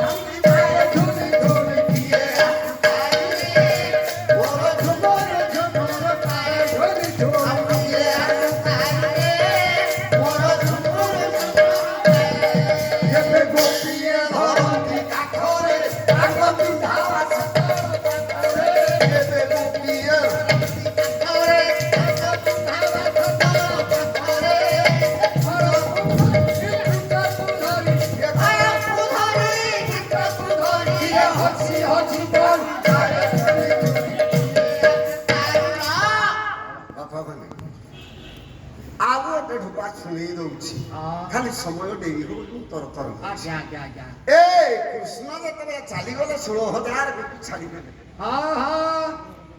ମା ପ୍ରେମମୟୀ ରାଧା ରାଶେଶ୍ୱରୀ ରାଧା ରାଣୀ ଚାହିଁଲେନି ମୁହଁ ପୋତିକି ବସିଲେ କହିଲେ ରସରାହତ ରସଶେଖର ମତେ ଦେଖିକି ଯା ମତେ ତ୍ୟାଗ କରି ଆଜି ଗଲ ମତେ ଆଜି ତ୍ୟାଗ କରିକି ଯାଉଛି ମୁଁ ତତେ ଚାହୁଁନି ସହିପାରିଲେନି କାନ୍ଦ ନା ମାଙ୍କ ପାଖକୁ ଚାଲି ଆଇଲେ ହଉ କହିଲେ ଅଭିମାନ କରନା ନା ନା ନା ନା ନା ନା ନା ମାନ କରନା ଗୋଟାଏ ପଟ ଢୁପା ଗାଇବି ଯୁଗ୍ମ ସଙ୍ଗୀତ ଜାଣିକି ପାଳି ଧର ଭାଇ କହିଲେ ମୁଁ ମାନବର ଯଶୁମନା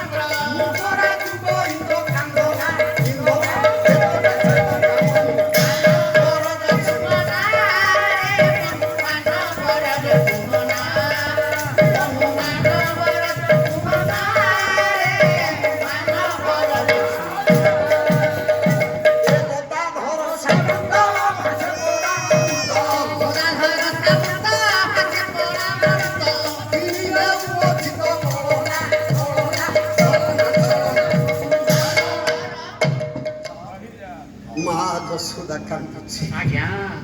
16,000 ଗୋପୀ କଣ ଗୋପ ଯାକ ଲୋକ ଠିଆ ହେଇଛନ୍ତି ଆଜି 4 ଦିନ ଫେରିବ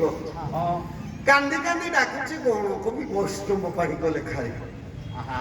ଗଣ କବି ବୈଷ୍ଣବ ପାଣିକ ଲେଖାରେ ଯଶୋଦା ଡାକିଲା ବୋଲା ସୋନୀଳମଣି ବାପ ଧନ ବଂଶୀ ପାଣିରେ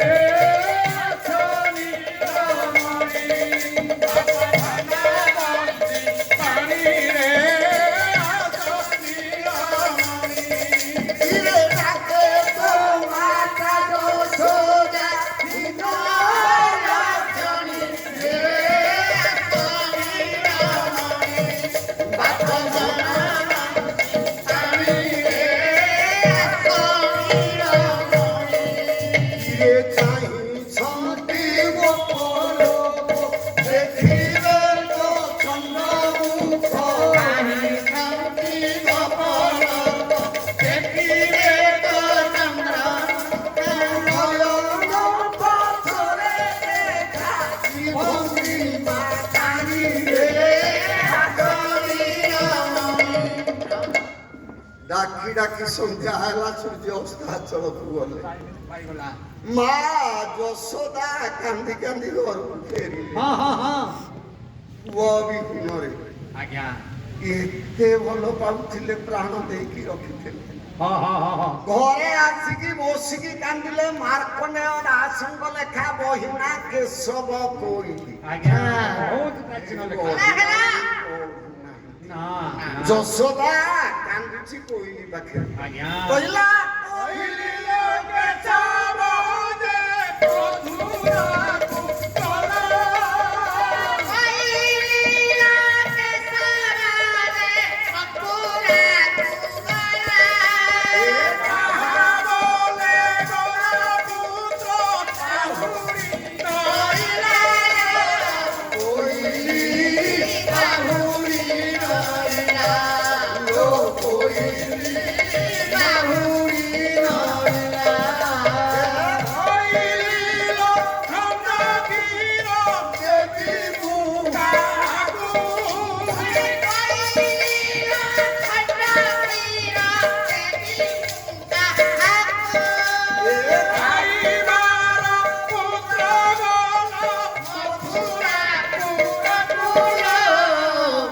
ଯଶୋଦା କାନ୍ଦୁଛି କୋଇଲି ପାଖରେ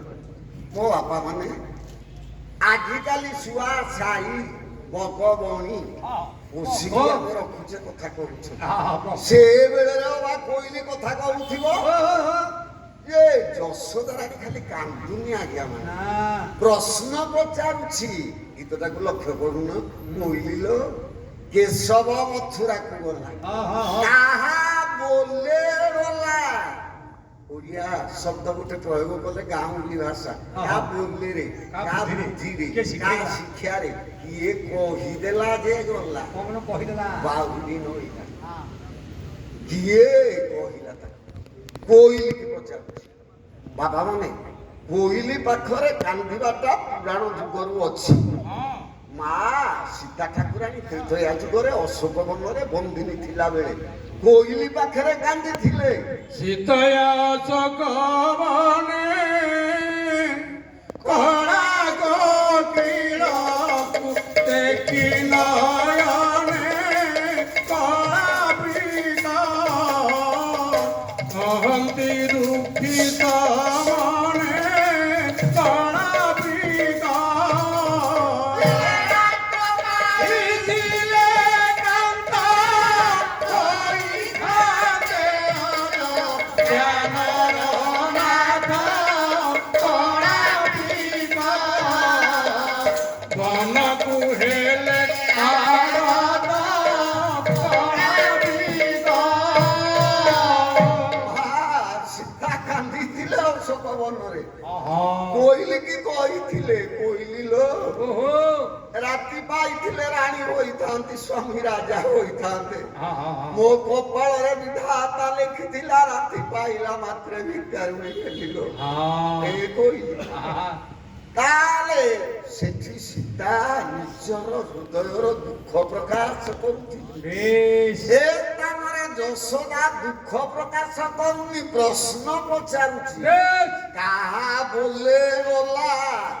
ଅର୍ଥାତ୍ ମୁଁ ତାର ମା ମୁଁ ତ ତାକୁ ଗୋପ ଛାଡ଼ିକି ମଥୁରା ଯାହା କହିଦେଇନି ଆଉ ଏମିତି କିଏ ଜଣେ ଥିଲା କହିଦେଲା ଯେ କହିଦେଲା ଆଜ୍ଞା ଯଶୋଦା କହିଦେଇ ନାହାନ୍ତି ମଥୁରା ମଙ୍ଗଳ ଛାନ୍ଦରେ ଲେଖା ଅଛି ଭକ୍ତଚରଣ ଲେଖିଛନ୍ତି କହିଲେ ଆରେ ବାବୁ ଶ୍ୟାମ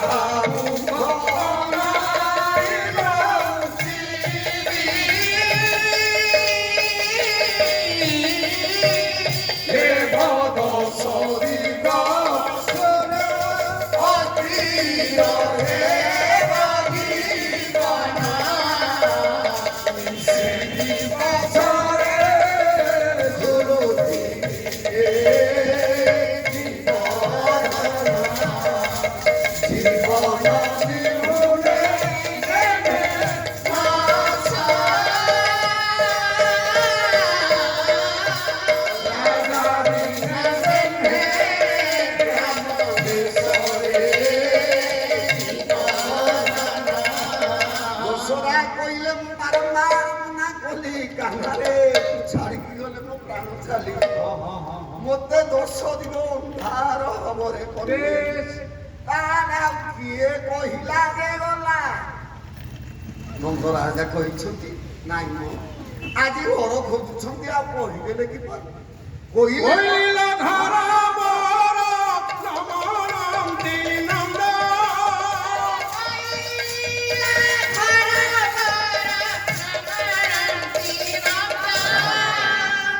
ମା କୁଆଡେ ଯାଉଛନ୍ତି ମା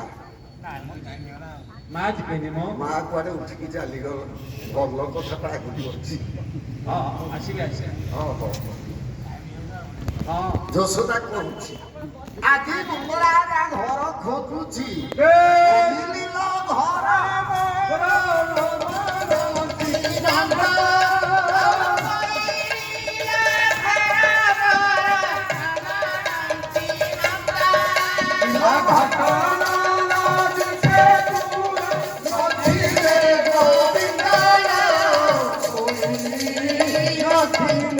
ଯଶୋଦା କହୁଛି କୋଇ କହ୍ନେଇ ଘରେ ନଥିଲେ ଘରଟା ସୁନ୍ଦର ଦିଶିବ ନା ବାପା ତ କହିଦେଇନି ମା ତ କହିଦେଇନି ଆଉ କିଏ କହିଦେଲା କୋଇଲି ପାଖରେ କଣ ପଚାରୁଛି ତାହେଲେ ସେ କୋଇଲି କିଏ ଆପଣ ମାନଙ୍କୁ ପ୍ରମାଣ ଦେବି ଏଇଠୁ ହରିବଂଶ ପୁରାଣ ଆରମ୍ଭ ସୁଭଦ୍ରା ପରିଣୟ ସନପ୍ରାସ କବି ସମ୍ରାଟ ଭଞ୍ଜଙ୍କ ଲେଖା ଗୋଟାଏ ପଦ ଗାଇ କହିଲେ ସୁଦେବ ନନ୍ଦନ ଦହି ଆଗରେ ପ୍ରସିଦ୍ଧ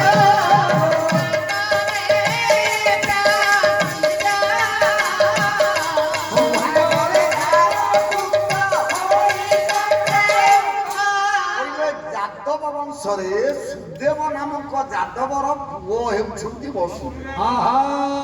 ସୌଭାଗ୍ୟରେ ଯାହାଙ୍କ ପୁତ୍ର ହଳି ଆଉ ଚକ୍ରାୟୁଧ ରାମକୃଷ୍ଣ ଯାହାଙ୍କର ପୁଅ। ତାହେଲେ ବସୁଦେବଙ୍କର ପ୍ରମାଣ ପାଇଗଲେ। କଥା କାହିଁ ପ୍ରମାଣ ମିଳିଲାନି? ହରେ ପୁଅ ମା ଗୋଟାଏ ପଦ ହରିବଂଶରେ ଲେଖା ଅଛି। ବୋଲେ ଉଗ୍ରସେନ ରାଜାଙ୍କର ତିନୋଟି ଦୂରଣୀ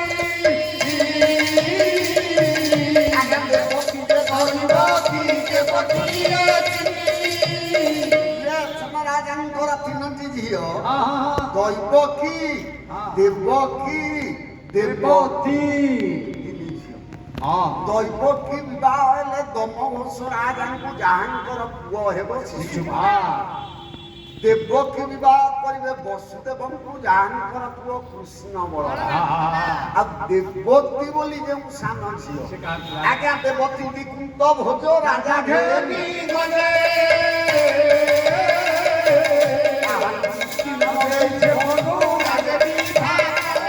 କୁନ୍ତ ଭୋଜ ରାଜାଙ୍କର ଝିଅ ନଥିଲା। ଏ ଉଗ୍ରେସନଙ୍କର କନିଷ୍ଠ ଝିଅ ଦେବତୀ କି ଧର୍ମରେ ଝିଅ କରିଥିଲେ।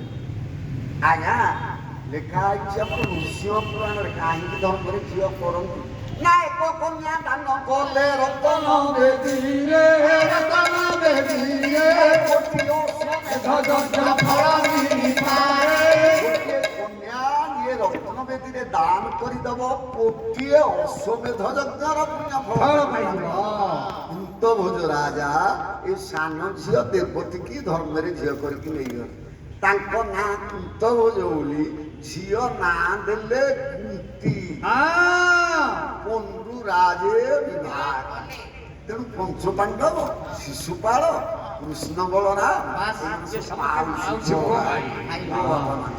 ଦେବକୀ ବସୁଦେବଙ୍କୁ ବିବାହ କରିବେ। ବସୁଦେବ ଲୋକ ପଠେଇ ନାହାନ୍ତି। ଆଜ୍ଞା ଉଗ୍ରେସନ ରାଜା ଲୋକ ପଠେଇକି ବସୁଦେବକୁ ଆଣୁଛି ବାହାର ଯାଚିକି ଝିଅ ଦଉଛି। ବ୍ୟାସଦେବ ଲେଖିଛନ୍ତି ସଂସ୍କୃତ ଯୁଧିଷ୍ଠିର ଯେତେବେଳେ ରାଜା ହେଲେ ବିଦୁର ତାଙ୍କୁ ରାଜନୀତି ଶିଖେଇଥିଲେ। ବୋଲେ ଅଯାଚିତାନି ଦେୟାନି ସର୍ବତର୍ପାଣି ଭାରତ କନ୍ୟା ତଥା ବିଦ୍ୟା ବିଦୁର ଶିଖେଇଲେ। ବୋଲେ ଯୁଧିଷ୍ଠିର ହେ ଭାରତ ଅଯାଚିତାନି ଦେୟାନି ଅଯାଚିତ ଭାବରେ ଯାହା କିଛି ଦେଇପାରିବ। ଚାରିଟା ଜିନିଷ ଯାଚିକି ଦବ ନା ଗୌଣ ନା ଅନ୍ନ ଖାଦ୍ୟ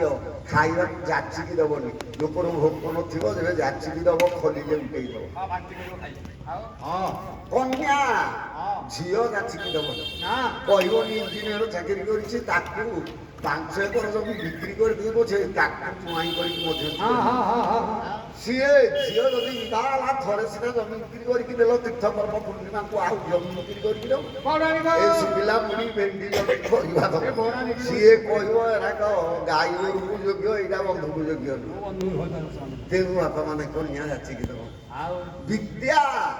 ବିଦ୍ୟା କାହାକୁ ଯାଚିକି ଦବ ନା। ବିଦ୍ୟା ବହିଟିଏ ଯଦି କାହାକୁ ଦବ ପୁଅ ଭଲ ଗୀତ ଗାଉଛି ବହିଟାକୁ ନେଇକି ତା ଘର ଆଲମାରା ଭିତରେ ପକେଇଦବ ଜୀବନ ଯାକ ଖୋଲିବନି କହିବ ଯାଚିକି ଦେଇଯିବୁ। ଅର୍ଥ ଟଙ୍କା କାହାକୁ ଯାଚିକି ଦବ କହିବନି ପୁଅ ମନ ଦୁଃଖରେ ବଇଛୁ କାହିଁକି ଯାଉନି ଏ 500 ଟଙ୍କା ନେ ଯାତ୍ରା ଦେଖିକି ଆସିବୁ ପରେ ଦଉଥିବ। ତା ଜୀବନ ଥିଲା ପର୍ଯ୍ୟନ୍ତ ଆଉ ଟଙ୍କା ଦବ କହିବ ମୁଁ କଣ ମାଗୁଥିଲି କି ସେ ତ ଯାଚିକି ଦେଲା। ତେଣୁ 4ଟା ଜିନିଷ ଯାଚିକି ଦବ। ଆଜି ଉଗ୍ରେସନ ବସୁଦେବଙ୍କୁ ଡାକିକି ଯାଚିକି କନ୍ୟା ବଳେନ ଶିଳେନ କୁଳେନ ପ୍ରମୋଦା। ଆଜ୍ଞା ସର୍ବଗୁଣରେ ପରିପୂର୍ଣ୍ଣ ବୋଲି ଝିଅକୁ ଡାକିଲେ। ସେତେବେଳକୁ ବସୁଦେବ ଅବିବାହିତ ଥିଲେ। 13ଟା ଯେ ରାଣୀ ଥିଲା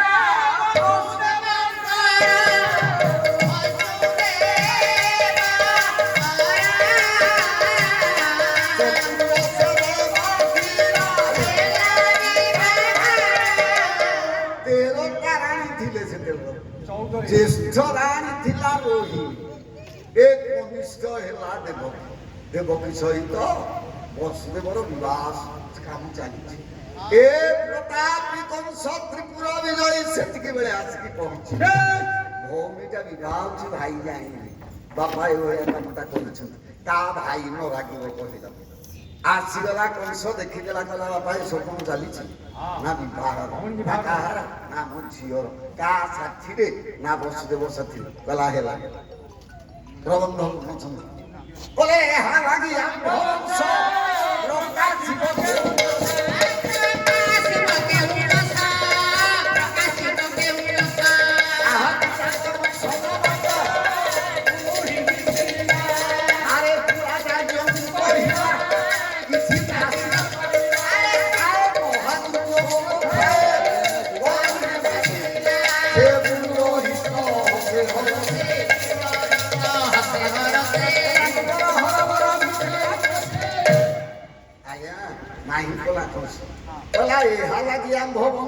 ପ୍ରକାଶିବ ଘରେ ବସିଛ କୁଆଡେ ଯାଉନି ମୁଁ ଦିଗି ବିଜୟ କରିବାକୁ ଯାଉଛି ଅନ୍ୟ ରାଜ୍ୟର ରାଜାମାନେ ପଚାରିବେ କଂସ ତ ଭଉଣୀ କାହାକୁ ବାହା ହେଲା ମୁଁ କହିବି ଯାଦବ ବଂଶ ବସୁଦେବକୁ କହିବେ ହସିବେ ମତେ ନିନ୍ଦା କରିବେ ଏଭଳିଆ କାମ କାହିଁ କରେ ମୋ ଭଉଣୀ ବିବାହ ହବ ଫେରେ ମୁଁ ଜାଣିବିନି ମତେ ନ ପଚାରିକି କାମଟା କରିଦେଲ ବାପା ଉତ୍ତର କଲେ ଆଜ୍ଞା ବାପା ଉତ୍ତର କଲେ ଗୋଟାଏ ପଦ ଗାଇବି ଓରେ ପୁଅ ଆମର ନୃସିଂହ ପୁରାଣଟାକୁ ଛାନ୍ଦରେ ଜଣେ କବି ଲେଖିଛ ଯେମିତି ରାମାୟଣ ଛାନ୍ଦରେ ଲେଖା ହେଇଛି ଯେମିତି ମହାଭାରତ ଛାନ୍ଦରେ ଲେଖା ହେଇଛି ସେମିତି ନୃସିଂହ ପୁରାଣଟା ଜଣେ କବି ଛାନ୍ଦରେ ଲେଖିଛ ବହି ନାଁଟା ନୃସିଂହ ସୁଧାର ନବ ସେଇଥିରେ ଲେଖା ଅଛି ଏ ସ୍ଥଳରେ ଉଲ୍ଲେଖନ କରୁଛି ବୋଲେ ରାଜଦତ୍ତ ଭୂମି ହୁଏ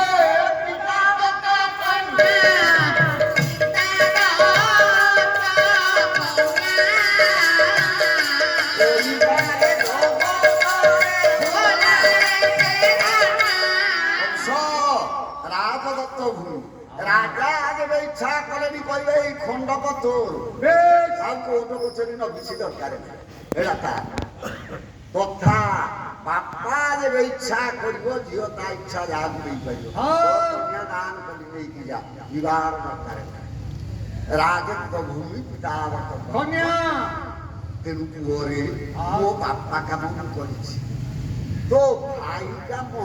ଏଣିକି ଭଉଣୀକି ନେଇକି ଶାଶୁ ଘରେ ଛାଡି ଦେଇଛି ତୋ କାମଟା ତୁ କର ଆଜି ପର୍ଯ୍ୟନ୍ତ ଚାଲିଛି ଝିଅ ଶାଶୁ ଘରକୁ ଗଲେ ଭାଇ ହିଁ ଛାଡିଯିବ ବାପା ନୁହଁ କି କକା ନୁହଁ କି ଭିଣେଇ ନୁହଁ ଭାଇ ହିଁ ଛାଡିଯିବ ତେଣୁ କଂସ ଛାଡି ଯାଉଛି ଭଉଣୀ ଭିଣେଇକି ନେଇକି ଏତିକି ବେଳେ ରେଡିଓ ବାଜିଲା କଣ ରେଡିଓ ବାଜିଲା ଆଜ୍ଞା ରେଡିଓ ଆରମ୍ଭ ହେଲା ଆଜିକାଲି ତ ଆଉ ରେଡିଓ ଘରେ ନାହିଁ ସବୁ ଟିଭି ରହିଲାଣି ରେଡିଓ ଖୋଲିଲା ମାତ୍ରେ କହେ ଆକାଶବାଣୀ ଶୁଭିଲା କହିଲେ ଯାହାର ଆଉଛୁ ରଥରେ ତାହାର ହୋଇବ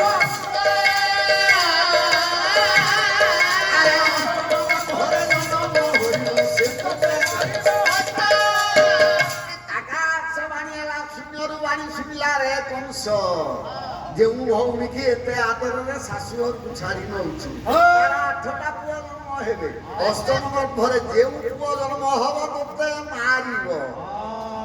ମୋ ବାପା ମାନେ ରାକ୍ଷସ କଂସ ଏଭଳି କାମ କଲା ବୋଲି ଆଜି ଆମେ ଦୋଷ ଦଉଛେ ଆପଣ ଯଦି ଆପଣ ଭଉଣୀ କି ଛାଡି ନଉଥାନ୍ତେ ଶୂନ୍ୟ ଶବ୍ଦ ହେଇଥାନ୍ତା ତୋ ଭଉଣୀର ପୁଅ ହେଲେ ତୋତେ ମାରିବ ତମକୁ ଖୁସି ଲାଗିଥାନ୍ତା ତମେ କିଛି କରିନଥାନ୍ତ ଠିକ କଂସ ସେଇଆ କଲା ଆଜ୍ଞା ଶୁଣି କଂସ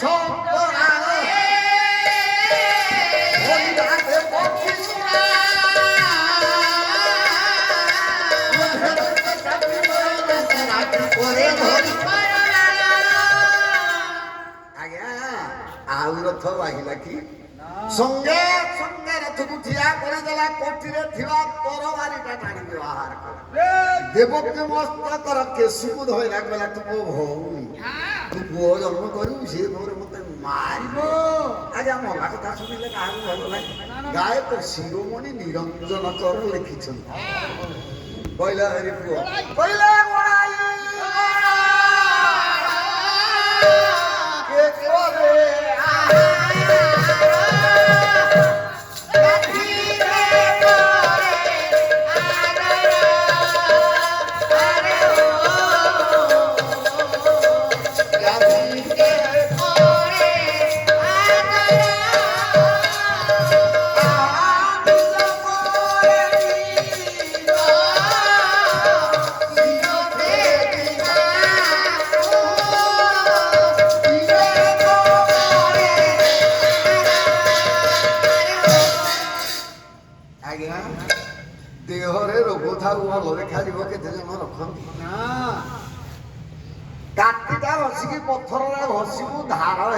নাই বেকের গিয়ে পরীক্ষা করে না না না ঘোড়াই গরল কে করে আর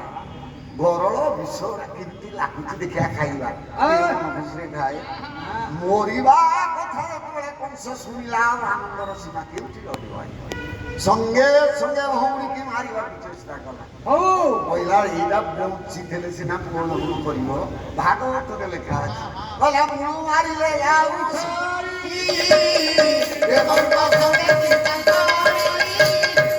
ଗଛଟା ବଞ୍ଚିକି ଥିଲେ ଫଳ ଫଳିବ ଗଛଟାକୁ ହାଣିଦେଲେ ଆଉ ଫଳ ଫଳିବ ତେଣୁ ଦେବକୀକି ମାରିଦେଲେ ଆଉ କୋଉ ରଙ୍ଗ ହବନି ଆଉ ଏତେ ଚିନ୍ତା କରିବା ଯେତେବେଳେ କିଶୋର ଧରିକି ଖଣ୍ଡା ଧରିଲା ବରଯାତ୍ରୀ ଭୟରେ ସବୁ ପଳେଇଲେ ଆଜ୍ଞା ସ୍ୱାମୀ କେବେ ଛାଡିକି ଯାଇପାରିବେ ସେତିକି ବେଳେ କଂସ ଆଗକୁ ବସୁଦେବ ଧରିଲା ଆଜ୍ଞା ଧରିଲା କଂସର ବସୁଦେବ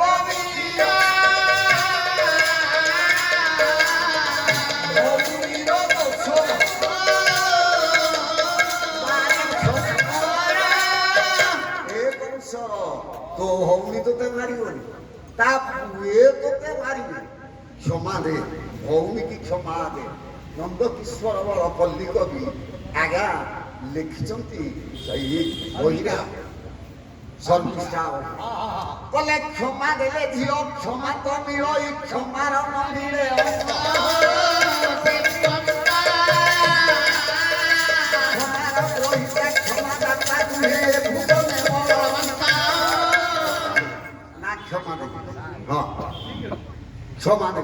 ক্ষমা দেবি যে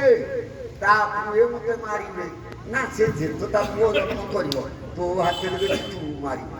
না তাহলে সত্য করে আজ্ঞা সত্য কলা কইলা সত্য সত্য ত্রিবার সত্য সত্য সারা মনুষ্য না বাতাসারা মহিপতি বিচলিত যে বণ আমার গণকবি বৈষ্ণব পাଣିକ ଲେଖାରେ ଏହା ଶୁଣି ମଉର ମଣି ସଂଖ୍ୟା ଟେକି ଦେଲେ ସେ କ୍ଷଣ ପାଣି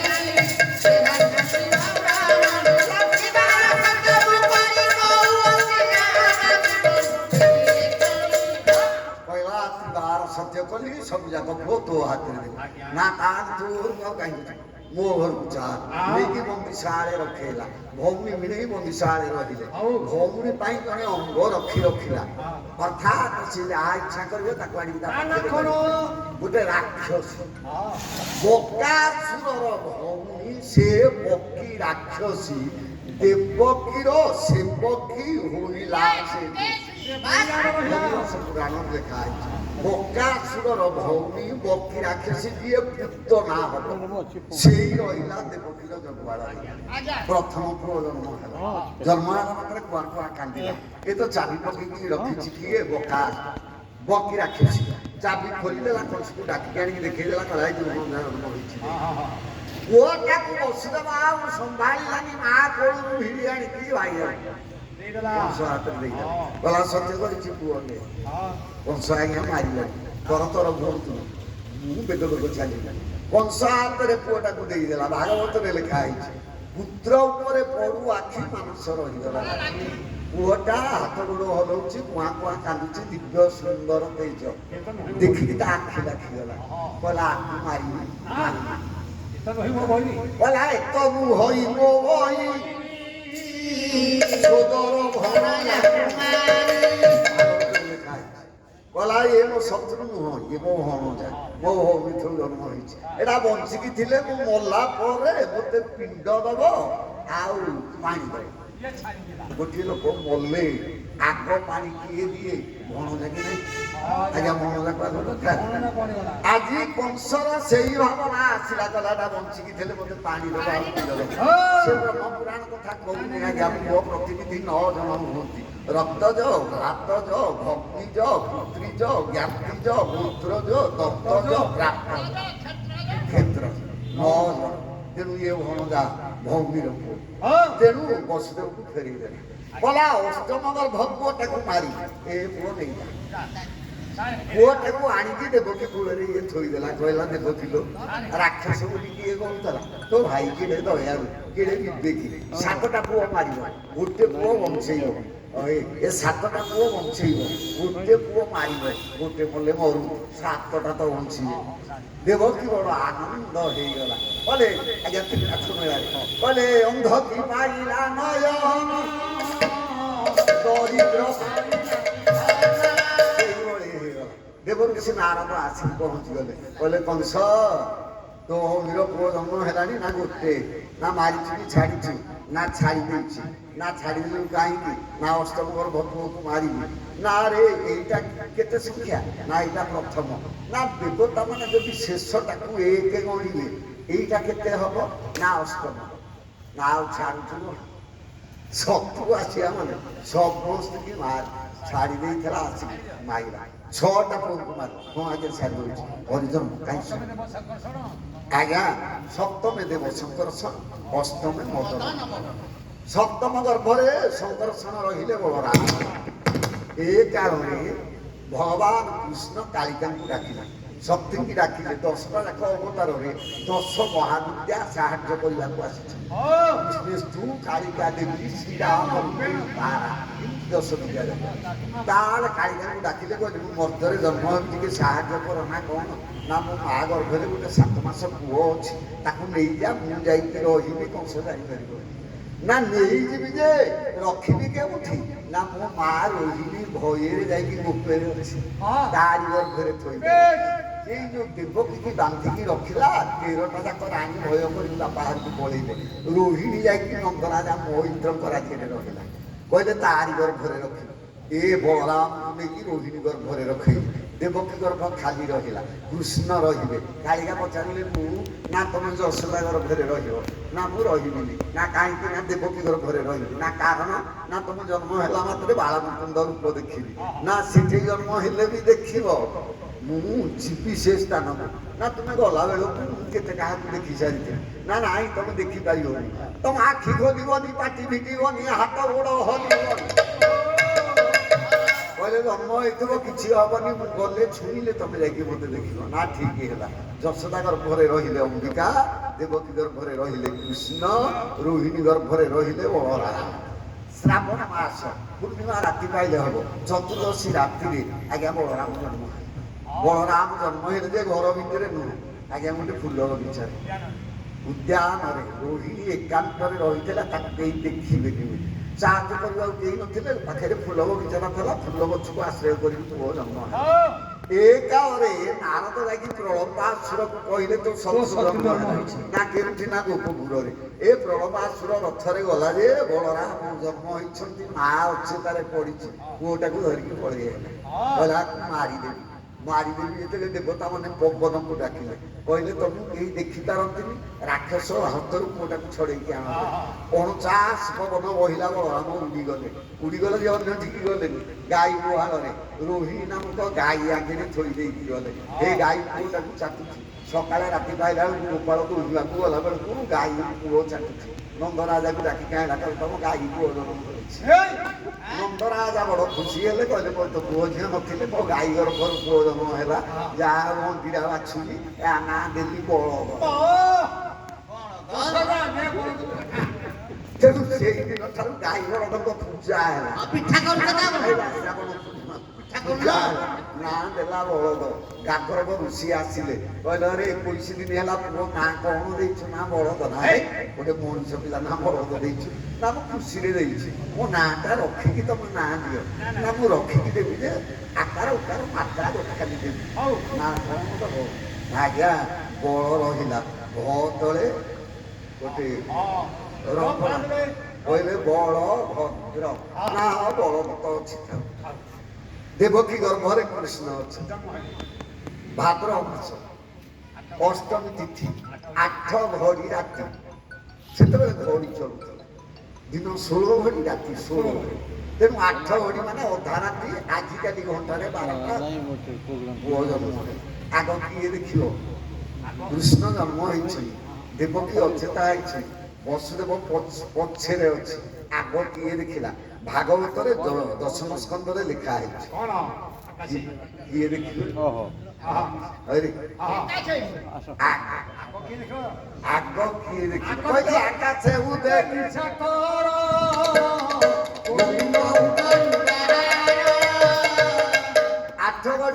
ଚନ୍ଦ୍ର ଉଦୟ ହେଲେ ପକ୍ଷ ରହିଛି ଅଲଗା ତେଣୁ କବି କହିଲେ ଆଗ ଚନ୍ଦ୍ର ଦେଖିଲେ ତେଣୁ କୃଷ୍ଣଙ୍କର ନାଁ ରହିଲା ତେଣୁ କୃଷ୍ଣ ଚନ୍ଦ୍ର ଦ୍ୱିତୀୟରେ ଦେଖିଲେ ବସୁଦେବ ମନରେ ଗଙ୍ଗା ସ୍ନାନ କଲା ଅଇତେ ଧେନୁ ଉତ୍ସର୍ଗିଲା କହିଲା ଏ ପୁତ୍ର କଂସ ନ ମାରିଲେ ଦେବ ଅଳଙ୍କାର ତୁଲେଇତେ ଦାନ କରି କୃଷ୍ଣ କହିଲେ ବାପା ଦାନ କରିବା କଥା ଛାଡ ଆଉ ନା ମୋତେ ଘେନିନ ଶୀଘ୍ର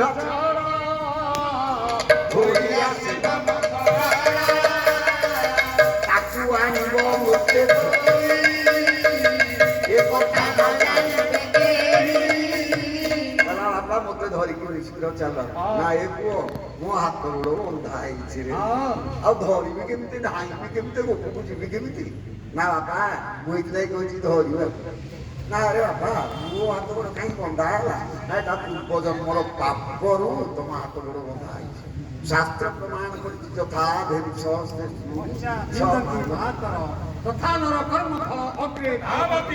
ନା ରେ ପୁଅ ପାପ ଯେବେ ମୋତେ ବାନ୍ଧିଲା ପରେ ଜଗତ କର୍ତ୍ତା ନା ହଁ ନା ତୁ ଯେବେ ଭଗବାନ ତୋ ବାପା ବନ୍ଧା ହେଇଛି ତୁ ଭଗବାନ ଦେଖିଛୁ ତୋତେ ଲାଜ ଲାଗେ ଅରେ ଯା ପୁଅଟା ପାଠ ପଢିକି ଥାନାର ଅଫିସର ଥବ ତା ବାପା ହାତରେ ହାତ ପଡି ଲାଗିବ ସେ ଛଳେ ବେଳେ କୌଶଳ ମୁକୁଳେଇବ କି ନାହିଁ ତୁ ଯେବେ ଜଗତ କର୍ତ୍ତା ତୋ ଆଗରେ ମୋ ହାତ ବନ୍ଧା ହେଲା କଡି ଲାଗିଛି ତୋତେ ଆଉ ଭଗବାନ ବୋଲି କିଏ କହିବି ତୁ ଚାରି ହାତିଆ ଭକ୍ତ ନା ବାପା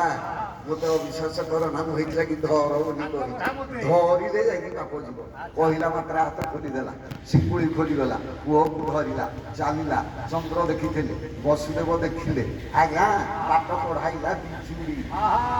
ବିଚୁଳି ଦେଖିଲା ତିତିରା ଦେଖି ଜଗନ୍ନାଥ ପ୍ରଣାଳୀ ରାଖିଲେ ଅନନ୍ତ ଦେଖିଲେ ବାଟରେ ଦେଖି ଉଗ୍ରସେନ ଦେଖିଲା ଶଙ୍ଖ ଚକ୍ର ଦେଖିଲା ଦେଖି ଯମୁନା ଭୟ କଲା ବାଲି ବନ୍ଧରେ ବାଟ ଦେଲା ଯମୁନା ଦେଖିଲା ତେଣେ ଯାଇକି ପହଞ୍ଚିଗଲେ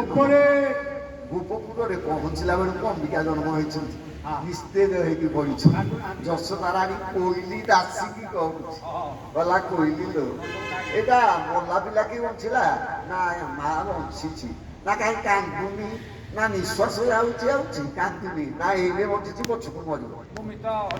ନନ୍ଦରାଜାଙ୍କୁ ଡାକ ପିଲାଟାକୁ ନେଇକି ଯିବେ ସେଠି ମୋ ମିତଣୀର ପୁଅ ଜନ୍ମ ହେଇଥିବ ଝିଅଟାକୁ ଦେଇଦେବେ ପୁଅଟାକୁ ଆଣିବେ ପୁଅଟା ସବୁଦିନ ପାଇଁ ଆମର ହେଇଯିବ ଏ ଝିଅଟା ଏଇନେ ଅଛି ପଛକୁ ମରିବ ଏମିତି କଲେ ମରୁଥିବ ଏତିକି ବେଳେ ନନ୍ଦ ଯାଇକି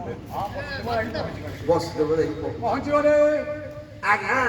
ଯଶୋଦା କୋଳେ କୃଷ୍ଣ ଥୋଇ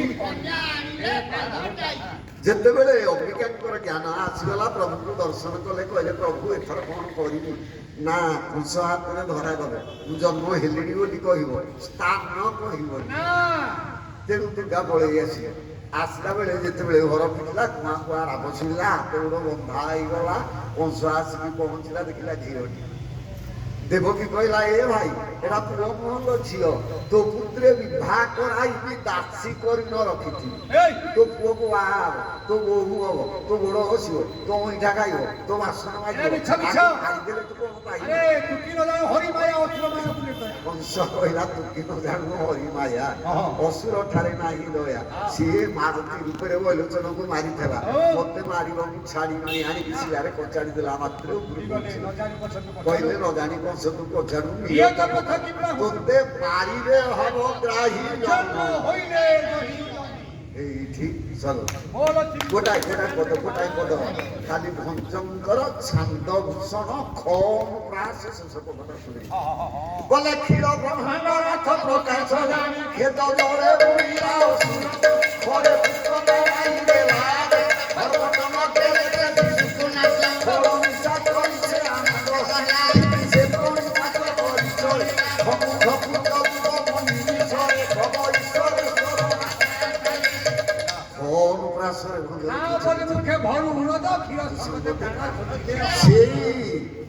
ଯିଏ ପକ୍ଷୀ ରାକ୍ଷସୀ ସେବକୀ ହେଇଥିଲା ସେଇ ପୁତ୍ର ନାହିଁ ଭଗବାନ କୃଷ୍ଣଙ୍କର ଜନ୍ମ ବଳରାମଙ୍କର ଜନ୍ମ ଅମ୍ବିକାଙ୍କର ଜନ୍ମ ତିନିଟା ଜନ୍ମ ଶୁଣିଲେ ହରିବଂଶ ପୁରାଣ ଶୁଣିଲେ সেই মা জগজননী জগদম্বা অম্বিকা অনন্ত মূরতি ভগবান বলরাম বাল মুকুন্দ কৃষ্ণ উপস্থিত জনতা ମାନଙ୍କର কর্মকর্তা মহোদয় ମାନଙ୍କର বরিষ্ঠ খনন କରି ঐশ্বর্য মনন କରି অমৃত পাঠ দীর্ঘজীবী କରାନ୍ତୁ আরোগ্য କରାନ୍ତୁ এই বিশ্বর মঙ্গল କରାନ୍ତୁ হরি বল হুড় হুড়ি কর কালী দেশ